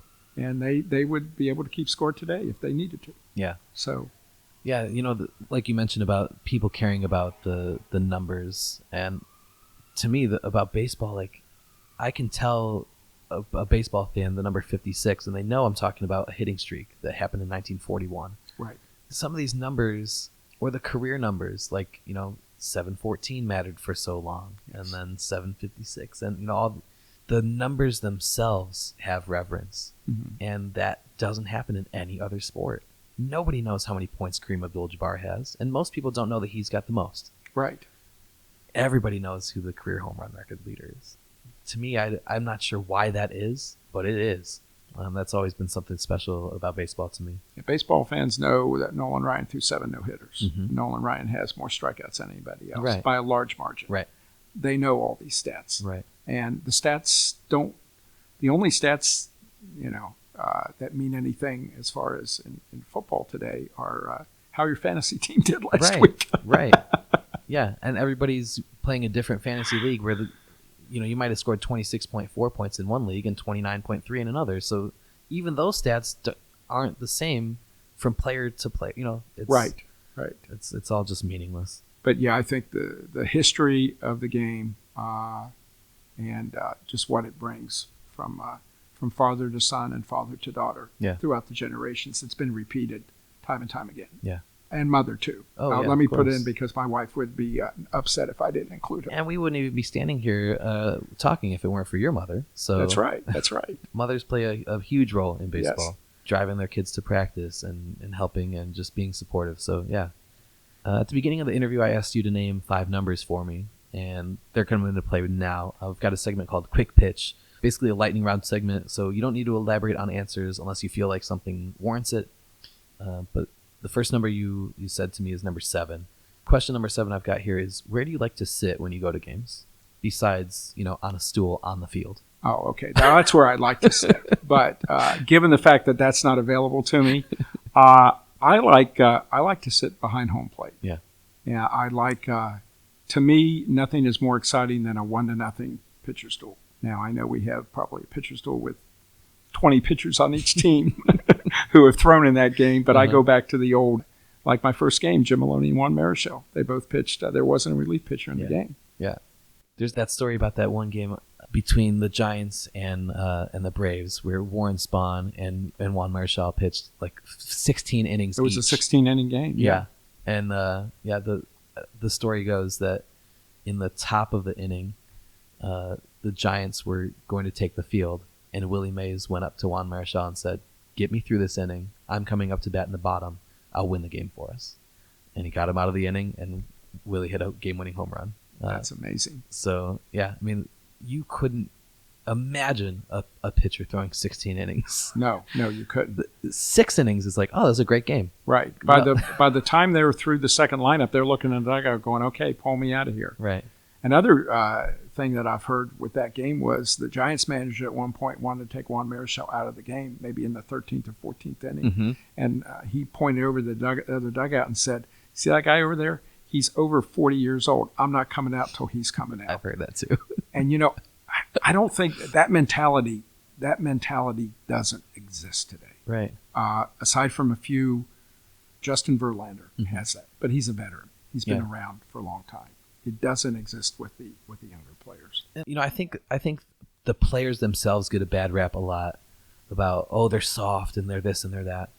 If they haven't ever thrown more than 120 pitches in a day in their life, then you can't expect them to go out and throw 250. No. Back then, Nolan Ryan would throw 500 pitches in a session. And, when you only throw, in air quotes there, 200 pitches in a game, it's easy. But from the time the kids are 7 years old today, they're on pitch limits and innings limits and pitch counts. And so, of course, when they get to high school, they're not going to have any endurance. And, of course, when they get to the major leagues, they're not going to have any endurance. That's the system they grew up with. Right. The no-hitter that Jim Maloney pitched against the Cubs, he struck out 18, he walked 10. 3 times he walked the bases loaded and then struck out the side. And then you count the number of pitches he threw in between innings. So he had to throw close to 300 pitches that game. Insane. I know. Insane. And then 4 days later, he's out there throwing just as hard again because that's what they grew up doing. Right. Kids today don't. So you can't fault the player. You can fault the process. System itself. The system. Yeah. Yes, the system. The next number you gave me is number 14. Let me guess why you called that one out. Okay. Is there a ballpark you never had the chance to see that you wish you could have gotten to before it got torn down? The original Yankee Stadium. Yeah. Never been a Yankees fan. Never will root for the Yankees. And I hope my buddy who's a Yankees fan hears this. So do I. The original Yankee Stadium, because it is an iconic ballpark of what happened in that ballpark. Yeah. Yeah. The first time I was ever there, my dad came home from work. I'm a White Sox fan first, Yankees fan second, just because when I was a little kid, I started learning about baseball history, and that was baseball history, and so 2003 ALCS, my dad comes home the afternoon of Game 7 and says, "Do you want the good news or the bad news?" The Red Sox and Yankees are playing that game. I said, "The good news?" And he goes, "I've got tickets to Game 2 of the World Series." And I said, "What could possibly be the bad news?" And he said, "It's only if the Yankees win." So as if I'm already on the edge of my seat watching this game. I hate the Red Sox. Right. Have a chance to go to the World Series as a fan, and then literally to go to the World Series. So Aaron Boone hits the home run. They win the ALCS and go to the World Series. So Game 2 is my first ever time being at Yankee Stadium. And it was, I think, a Monday, and I should have been in high school, but my dad was like, "No, we're going." So we flew to New York and had lunch at Mickey Mantle's restaurant and then went to the game. And he still says, me walking through the concourse to the part where the doors open up and you see the field for the first time, he's like, "That's the happiest you've ever been in your life." It does something to you that you can't describe. It was a special place, and it's it's a feeling that you can't get anywhere else. It was definitely one of the greatest memories. Now, interjecting if I may, the number 2 on the ballpark, and this is all I'll say, is Forbes Field. Mm-hmm. Number 1 because I grew up with the Pirates being my second favorite team, and Forbes Field was the first baseball game my mom ever saw. Cool. So that's pretty, and I didn't get to see it with the batting cage out in center field and all that other good stuff. Yeah. The third number you picked is number 10. Where would you want to play a game of catch if you could play catch with one person in baseball history? Like, where would you want that game of catch to take place? Field of Dreams. Have you ever been? No, it's on my bucket list. You gotta I go. need to go. You got to go. And my son and I are going to go along with our family, and we're going to play catch. It's awesome. Yeah.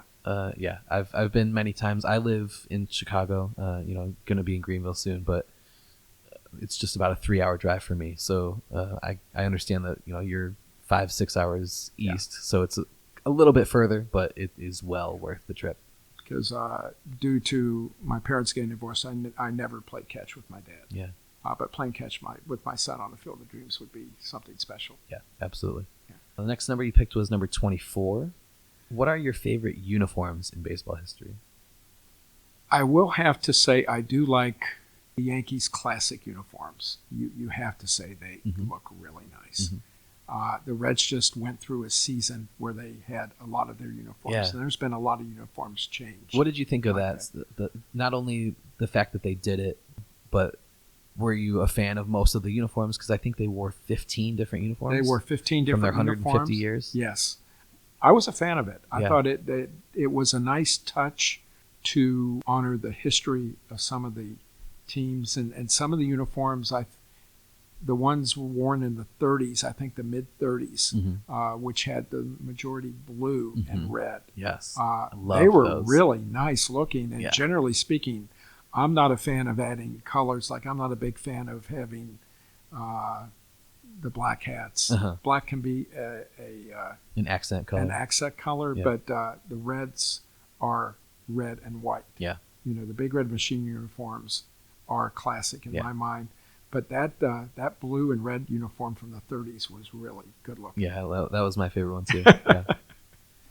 The last one you picked was number 3. If you got to make Mount Rushmore of your favorite team, what 4 figures from the franchise's history would you put on it? It doesn't necessarily have to be 4 players. Okay, it's funny because you kind of have discussions with your friends about this. So who's the Mount Rushmore of like I'll put to my Yankee buddy, who would you have on there? And he has this, and I'm saying you're crazy and all that. You go back and forth. So I would say probably Pal Crossley Okay. to be on there, because if you ever, he was so instrumental in what he did for the Reds, and keeping the Reds in Cincinnati. I will say Bob Howsam. I will say Sparky Anderson, and then I'll only have one player on that. Interesting. And I could have 4 players, but I chose this way. Yeah. And I will say Pete Rose. Yeah. Nothing towards the other great ball players, because you could have Johnny on there, you could have Joe, you could have Tony, you could have a lot of different players. Yeah. And you could have from the earlier teams, Frank Robinson. Of course. You could have some of the great teams of the 39 and 40 World Series teams, Paul Derringer, who I'm remotely related to through my wife. Right, So right. How crazy is that? Yeah. Yeah. Those would be the 4. Yeah, that's definitely you can make solid arguments for each of those four guys for sure. Who do you think was the unsung hero of the Big Red Machine? Well, the Great 8, I just heard Darrell Chaney speak Sunday night, and he was a member of that franchise up till 75, and then he was traded after the 75 World Series. But I think any of the players that were not a member of the Great 8. The Great 8 gets all the accolades that they deserve, rightly so. Probably, arguably, the greatest starting lineup in Major League Baseball history. But I think if you look back, the Reds proved that it's a team sport. But if you want to go with underrated, the pitching staff was underrated because the offense was so good. Yeah. And if you look back at the pitching staff, maybe it wasn't the best in the league, but it was pretty near the top. You had some pretty good pitchers, even though you had only had one 20-game winner during the Big Red Machine era. Yeah, you never really hear people mention the pitching staff of those teams. It's always the offense. But if the offense, if you had to score, the pitching staff had to keep you in the game, so you could come back and score those runs. Right. So I would say overall, probably the pitching staff as a group. Yeah. As a group. And I do kind of feel sorry for the teams of Cincinnati from the Reds standpoint, because unfairly, fans are going to always to compare them to the Big Red Machine. Mm-hmm. And nobody should be compared to the Big Red Machine. Even when the Reds went wire to wire in 90, Mm-hmm. I remember reading an article with the local newspaper comparing the 90 team with the Big Red Machine. Mm-hmm. And I was sitting there going, no, don't do that. Yeah. And it turned out to be they were a one-year wonder. Right. A great year, great memories. But no, it's unfair. You shouldn't compare them just like you shouldn't compare some of the other teams to the great teams of the past from Yeah. other franchises. Yeah. It's hard enough to win one championship, to go back to back, or to win, multiple times, or at least go there multiple times in a few years. It's damn near impossible, especially in today's day and age where the parity is so strong and so many teams are, spending crazy money or doing the sabermetric stuff and the analytics, and they're like, every team thinks they have an edge. Back then, if you got together a core group of 5 or 6 guys, or in this case 8 guys who were superstars, you were going to go a couple times. Again, so much has to do with luck and being healthy and, right place, right time. But the conditions were right for that team to be what they were when they were. Absolutely. And you just look back, just looking at the National League, we'll discount the American League because of the Yankees having dominated that league. But like you said earlier, only 2 teams in the history of the National League have gone back-to-back world champs. 1921 New York Giants and the 1975-76 Reds. Crazy. That's insane. How can people find you on social media? My personal email, you're going to laugh at this. It's brown.warren, the number 14, at gmail.com. Cool. And you're on Twitter as Warren V. Brown? Yes. Yeah. Yes. Cool. Thank you so much. This was great. Dan, it's been a pleasure, and I really thank you for the opportunity to kind of tell my story. It's a story of being at the right place at the right time, and just not realizing how lucky I was until many years later. And now the memories are very good to have. Cool. Well, thank you so much. My pleasure. Thank you.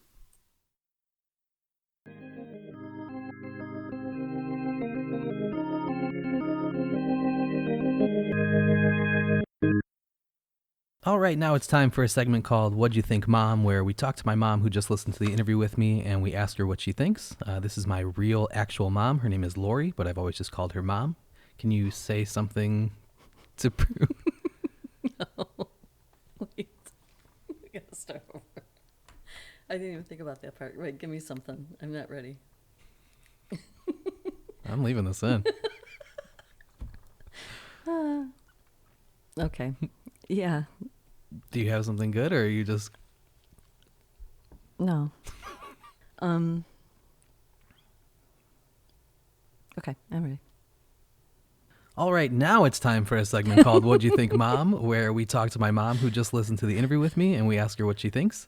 This is my real, actual mom. Her name is Lori, but I've always just called her Mom. Can you say something to prove that you are my mom? I know why number 7 is your lucky number. It started, whether you knew it or not, from the minute you were born, where it was birthing room number 7, and you were 7 pounds, 7 ounces, and you were 21 inches long, 3 sevens. Need I go on? But then all of a sudden, when you got to be older, and meaning 2 years old, it became your number, and you were a Mickey Mantle fan, right? Mm-hmm. And that kind of solidified it. And that was the number you always wanted when you were playing Little League, and that was, or soccer or whatever. But really, the lucky 7 really started the minute you were born. So what'd you think of the Warren Brown interview? It was like traveling in a time machine for me, because it's amazing what 45 years can do, what history can do, and perspective. Obviously, Warren is a huge Pete Rose fan. For the talent that goes behind Pete Rose, the connotation of Pete Rose's name today versus what it was in the 1970s when we were watching him play, and how he was a sports hero back then, and rightfully so. You're watching this amazing player, and I remember going to a game in the 70s at Wrigley Field and taking a camera and being lucky enough to have seats where he was more than a white speck on the field, but being up close, and every time he came to the on-deck circle, and every time he was at bat, and every time he was, anywhere, taking pictures and being so excited about having photographs of Pete Rose. versus now where it's a completely different thought that comes to mind when you think of Pete Rose. And unfortunately, it's not a happy thought or a good feeling. Yeah, one of the true Shakespearean characters of baseball history. Yeah. The other part of being in a time machine with Warren's comments is looking at the great eight of the Big Red Machine and just reading those names. And first of all, when I think of that era, my first thought is Johnny Bench, because Johnny Bench was cool. He was hip. I know they played against the Oakland A's. Those guys didn't necessarily have the national press that the Reds had, but you looked all over. You saw Johnny Bench all over the place. He was on Johnny Carson, The Tonight Show, and he had those long sideburns, and he'd wear cool sports jackets and maybe even a white belt. Well, it was the 70s. It was the 70s, and, when... But he had commercials, and he was a national presence. A squeaky clean reputation. And then when he made the transition to the broadcast booth, he was great. Everything about him was positive. And I still feel that way. I still think of Johnny Bench as being a positive figure in sports. Joe Morgan, there's another person how you felt about him maybe in the 70s when he was in the height of his career versus when he made the transition to the broadcast booth. Two different feelings there. But looking at Ken Griffey, who was Ken Griffey, not Ken Griffey Sr., and Dave Concepcion, and just these names are the cohesive group. And really, when Warren Brown made the comment about nobody really knows who the pitching staff was, and I could not come up with one single name. I mean, I had to look it up and see who was even on that, versus you look at the A's pitching roster from that time, and without saying anything, without even touching the Google button, it's, the first name that comes to me is always Vida Blue. Why does that person stick out? And I can picture him standing on the mound in that goofy A's uniform. Beautiful A's uniform, you mean? Yeah, And then Raleigh Fingers and Catfish Hunter and Kenny Holtzman, because, Kenny was a Cub first. And, of course, he had to be Kenny, not Ken. His baseball cards might have said Ken, but it was always Kenny Holtzman to Jack Brickhouse. And he was a Cub a long period of time. He was a Cub when I was in love with the Cubs, which would have been in the late 60s. So anyway, just it was stepping back in time and setting back a memory of who were the sports heroes of that time. And that was a time where I did care about baseball. It was probably the only sport I cared about at that time in my life. Well, when you talk about the sports heroes of that time, when Warren was talking about how he was the bat boy for the 1970 All-Star Game, let me just read you some of the names here. Louis Aparicio, Carl Yastrzemski, Frank Robinson, Boog Powell, Harmon Killebrew, Brooks Robinson, Frank Howard, Ray Fosse, Jim Palmer, Catfish Hunter, Mel Stottlemyre, Sandy Alomar. That's just the American League All-Star roster that year. The National League team, Willie Mays, Willie McCovey, Gaylord Perry, Joe Torre, Dick Allen, Bob Gibson, Roberto Clemente, Hank Aaron, Pete Rose, Tony Perez. I'm halfway down the list. Yeah. It's just incredible the amount of Hall of Famers, future coaches, future managers. I mean, this All-Star Game had the next 50 years of baseball and baseball history. Every one of these guys. To think that Warren was on the field for this. Right. Or in the clubhouse at least, meeting Willie Mays. And here, kid, I don't need two of these bats. What a moment. What a moment.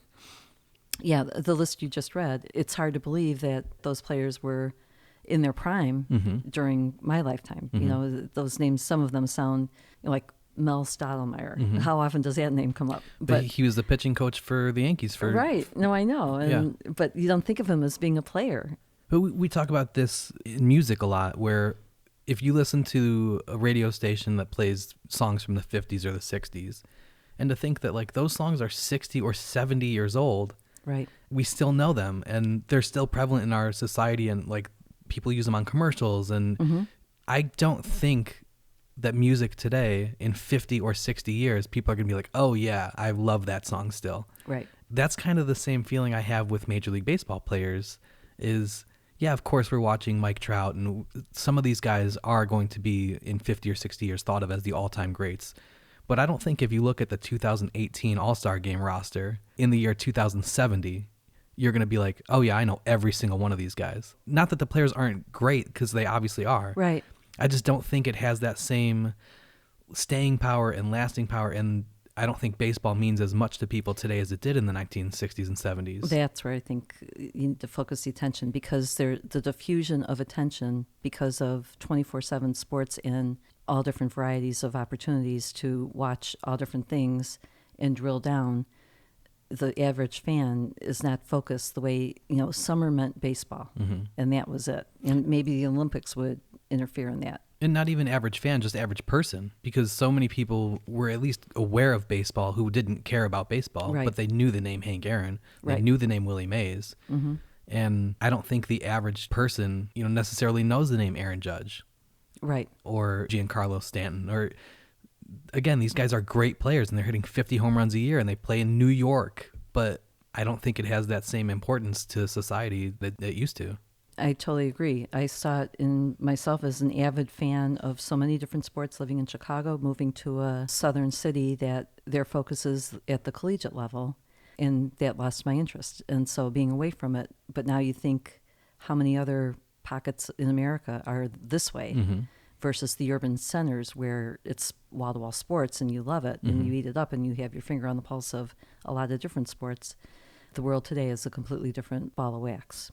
But, Warren talking about the other incredible moments that he was there for, the 1970 All-Star Game, and obviously Pete Rose bowling over Ray Fosse was incredible and one of the moments that will live on forever. But after that, you've got the 1970 World Series, and watching Brooks Robinson have the most dominant defensive display in a World Series in history. And to this day, they show that highlight, and he had many in that series, but the one specific highlight where he's going into foul territory and throwing off balance and it just throws a perfect strike. It's like Warren was there. Right. Right. And not just, oh yeah, I was in the stadium that day. Like, no, you were 48 feet away. Right. It's crazy to think how many iconic moments he was right there for. And realizing he's right there, because when you asked him what did he think was the best perk of being a ball boy, the first thing he said was, well, he really has to answer it in two phrases. What he thought at the time, which was best seat in the house, which I think that still probably has to go somewhere in there.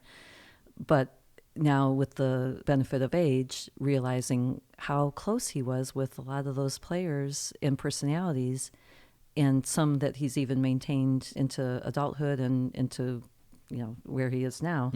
It is a golden opportunity, and it's great to see someone who earned it and enjoyed it and treats it with the respect and appreciation that it deserves. Well, I think that's why Bernie Stowe hired him in the first place. Warren told the story about going to the game with his mom, and Bernie comes out in the first inning and doesn't bring him back till the ninth. So they spent a good amount of time together. I'm sure he wasn't asking him, do you know who led the league in batting last year? He was getting to know him as a person, and do you have a good work ethic? Are you humble?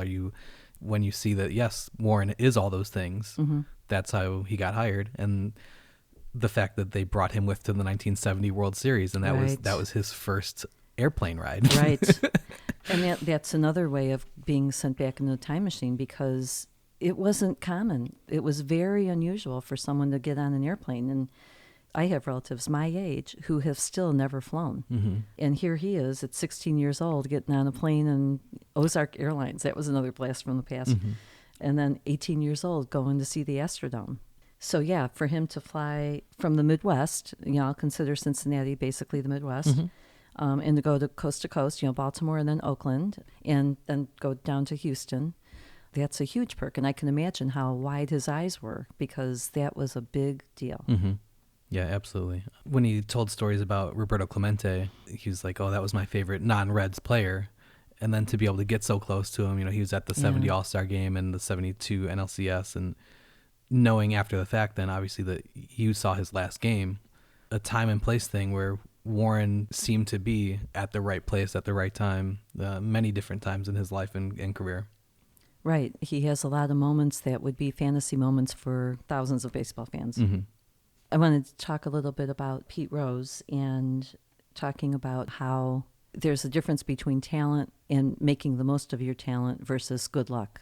With Pete Rose, it wasn't good luck. It was he made his luck. When Warren talks about studying every bat after an at-bat and rubbing it down to see where it was marked and figuring out enough to make adjustments during the game. Right. Back then, doing that in a rote way, now there might be different analysis techniques that they can do that. I don't even know if people do that, but that just goes to show how intense Pete Rose was, where every at-bat was critical. You didn't slough off. Right. The fact that he could look at his bat and see, okay, here's where the ball mark is, so I need to adjust this way. Like the thousands and thousands of repetitions that he needed to have done throughout his life and career to be able to see, oh, okay, here's where the ball is hitting the bat, and it's not a solid connection because the scuff mark looks like this instead of like this. And being like, okay, not only do I see that information, but I know what to do with that information.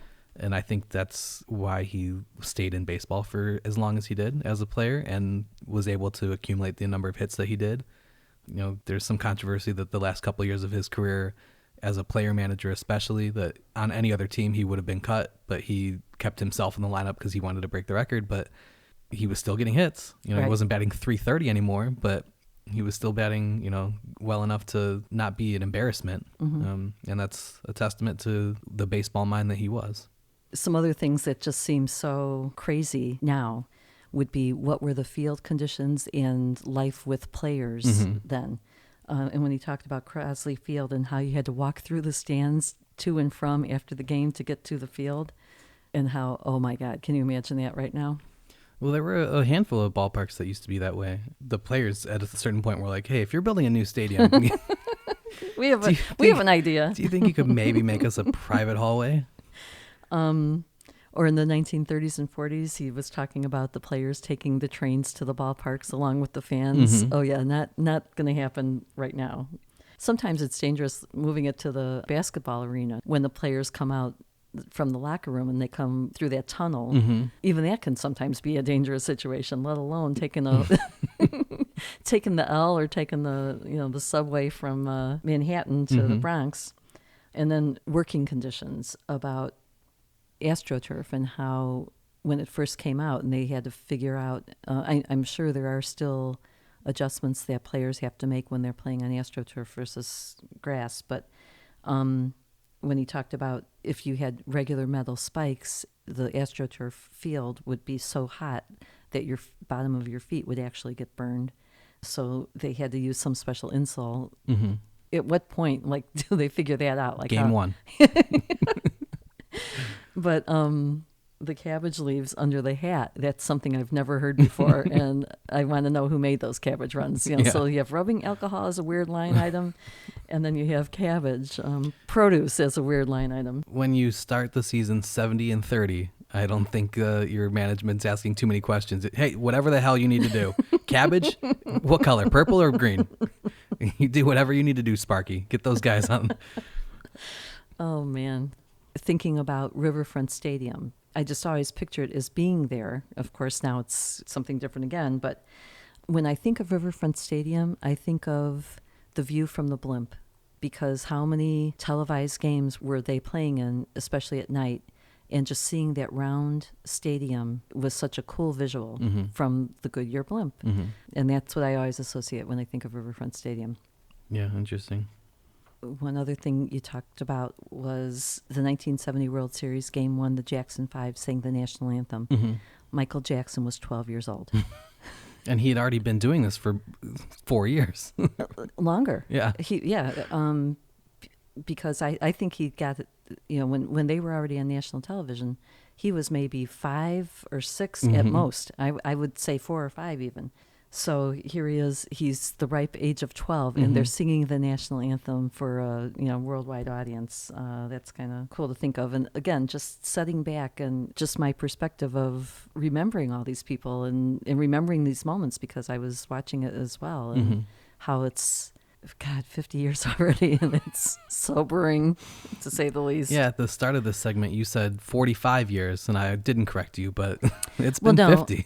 It's been 50 for the 1970, but that was the start of their dynasty period. So I was doing the math and going, okay, in the 70s, So, but yeah, the 1970 would be 50 years. So thanks for bringing that up. You're welcome.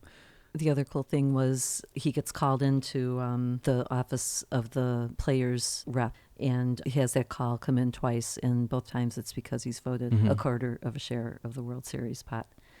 That just speaks so highly of the players that they respected him enough, and the other ball boys as well. But what a good feeling to receive that, knowing that that's why you got that and that you really are being appreciated more than just a pat on the back going, good job, Brownie. And those were stories I liked hearing about Pete Rose specifically, because we do have the views and thoughts as a collective that we do about Pete Rose today. But to hear that Pete, even today, remembers that Warren used his money to pay for college. Right. And to know that Pete was the one going around to all the other players in the locker room, making sure that they had paid their dues to the clubhouse attendant. And I'm sure he was one of the ones behind the vote to get the Bat Boys their share. Those things are important. And you don't stick around the game for that long without being endearing to some people. Well, I think the story that tells you everything you want to know about Pete Rose back then, when he's one of the most famous ball players to take the field, even at that time, is how Warren's mom mentions that she has this 14-year-old son. And in a couple years, he's going to need a job. Right. Right.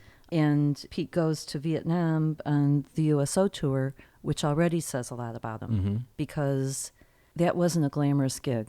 That was a hard thing to do, a hard thing to witness. It would just tear your heart apart. You hear of people talking about, entertainers talking about how they would go with Bob Hope, and they don't come back the same person. I would like to see some of those shows. They used to have specials of Bob Hope being in Vietnam with the USO tour, and it would just break your heart, But forget the mental aspect of it, which is horrific, but he just got done playing 162 games.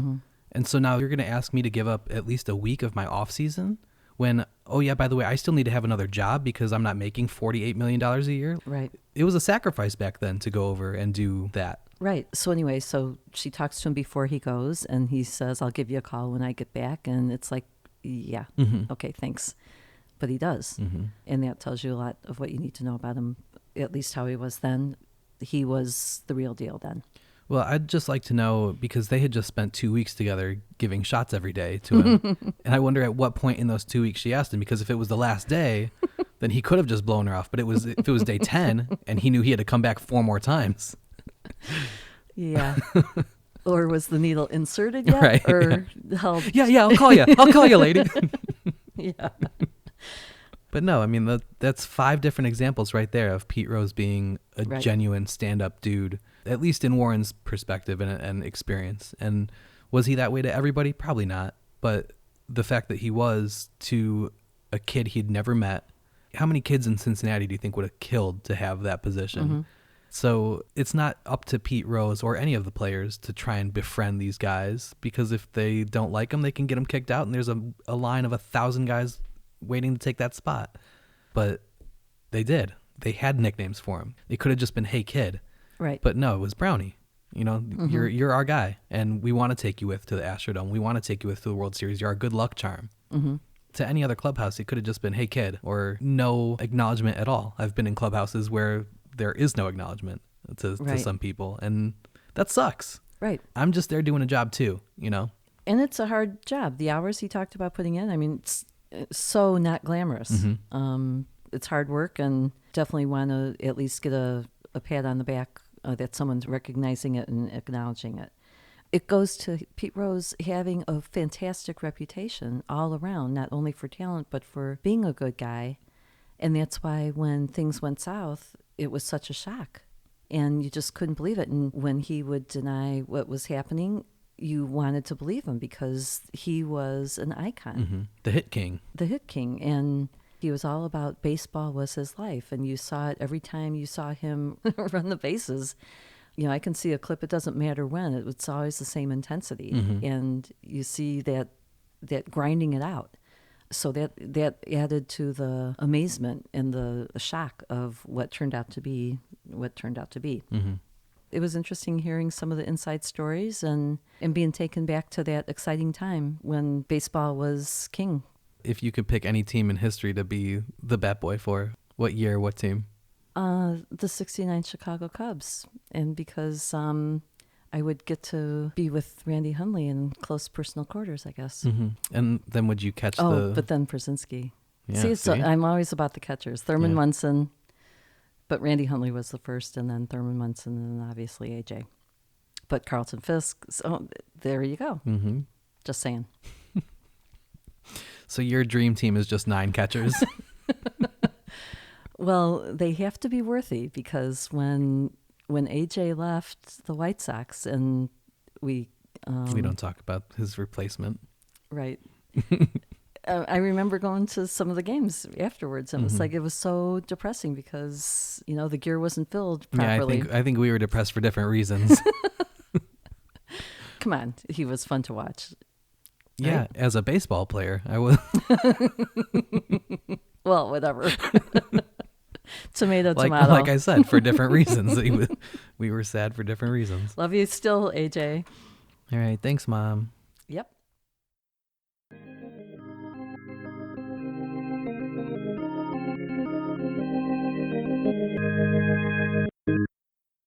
Okay, so that's it. In the introduction of this episode, I mentioned a trivia question you can answer to win something. Here's how you can do that. First, make sure you're following us on Twitter at Shoeless Podcast. Then, find the pinned tweet at the top of our profile with the link to the Warren Brown episode, which asks this week's trivia question. The answer to the trivia question was somewhere in the episode you just finished listening to. Retweet that tweet along with your answer, and we'll announce the winner in next week's episode. You don't have to be first, you just have to be right. And you have to be following us. We'll pick one person who answered correctly, and they'll get a painted baseball from my friend Emily at Unforgettables, which commemorates the domination of the Cincinnati Reds' Big Red Machine in the 1970s. When I traveled to Cincinnati to interview Warren for this episode, I also visited a site that very few people today even realize has significance to baseball history. It's at the southeast corner of 4th and Vine in downtown Cincinnati. In 1905, plans were made for the construction of a new hotel to be built at that location. The Hotel Sinton was completed in 1907 and was opened with great fanfare. It was huge, it was luxurious, it was glamorous, and it had way more than just rooms and beds. A cafe of unsurpassed grandeur, finished in rare marbles and rookwood pottery panels with a great spreading dome above, rising 55 feet above the marble floor, is to be the great feature of the new Sinton Hotel. F.M. Andrews, architect of the great building, gave a description of the dining facilities. He has visited all the leading cafes and hotels of the country and said that he believed the main cafe of the new hotel would be equal, if not surpass, anything in the United States. F.M. Andrews was Frank Mills Andrews, who was one of the preeminent architects of his time. Andrews went to the School of Architecture at Columbia University in New York, and following his graduation in 1888, spent 5 years in Chicago.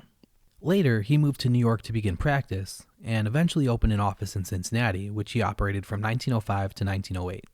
During that time, he planned the Hotel Sinton, but other works of his include some of the grandest structures of the day. The Dayton Arcade in Dayton, Ohio, the State Capitol Building in Frankfort, Kentucky, the State Capitol Building in Helena, Montana. Among some of his other hotels were the Hotel Taft in New Haven, Connecticut, the Hotel Sinclair in Cincinnati, the Arlington Hotel in Washington, D.C., the George Washington Hotel in New York, and the Hotel McAlpin in New York, which was the tallest hotel in the world upon its completion. But Hotel Sinton may have been the nicest of them all. Known as the Hotel of Character in the City of Character, the Sinton was originally built with 450 rooms and was heavily publicized as being fireproof, as each of the two buildings which had previously stood at that location had burned down. Additions and renovations increased the number of rooms in the Sinton to 750, with every room having a bath and a servidor. It remained a vibrant part of Cincinnati's downtown through the 40s and 50s, but it also plays a part in baseball history. The Sinton was the hotel at which the Chicago White Sox stayed while they were in Cincinnati during the 1919 World Series.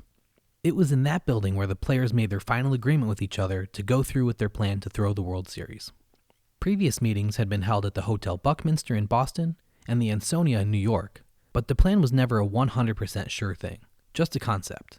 But at the Sinton, the scheme was finalized.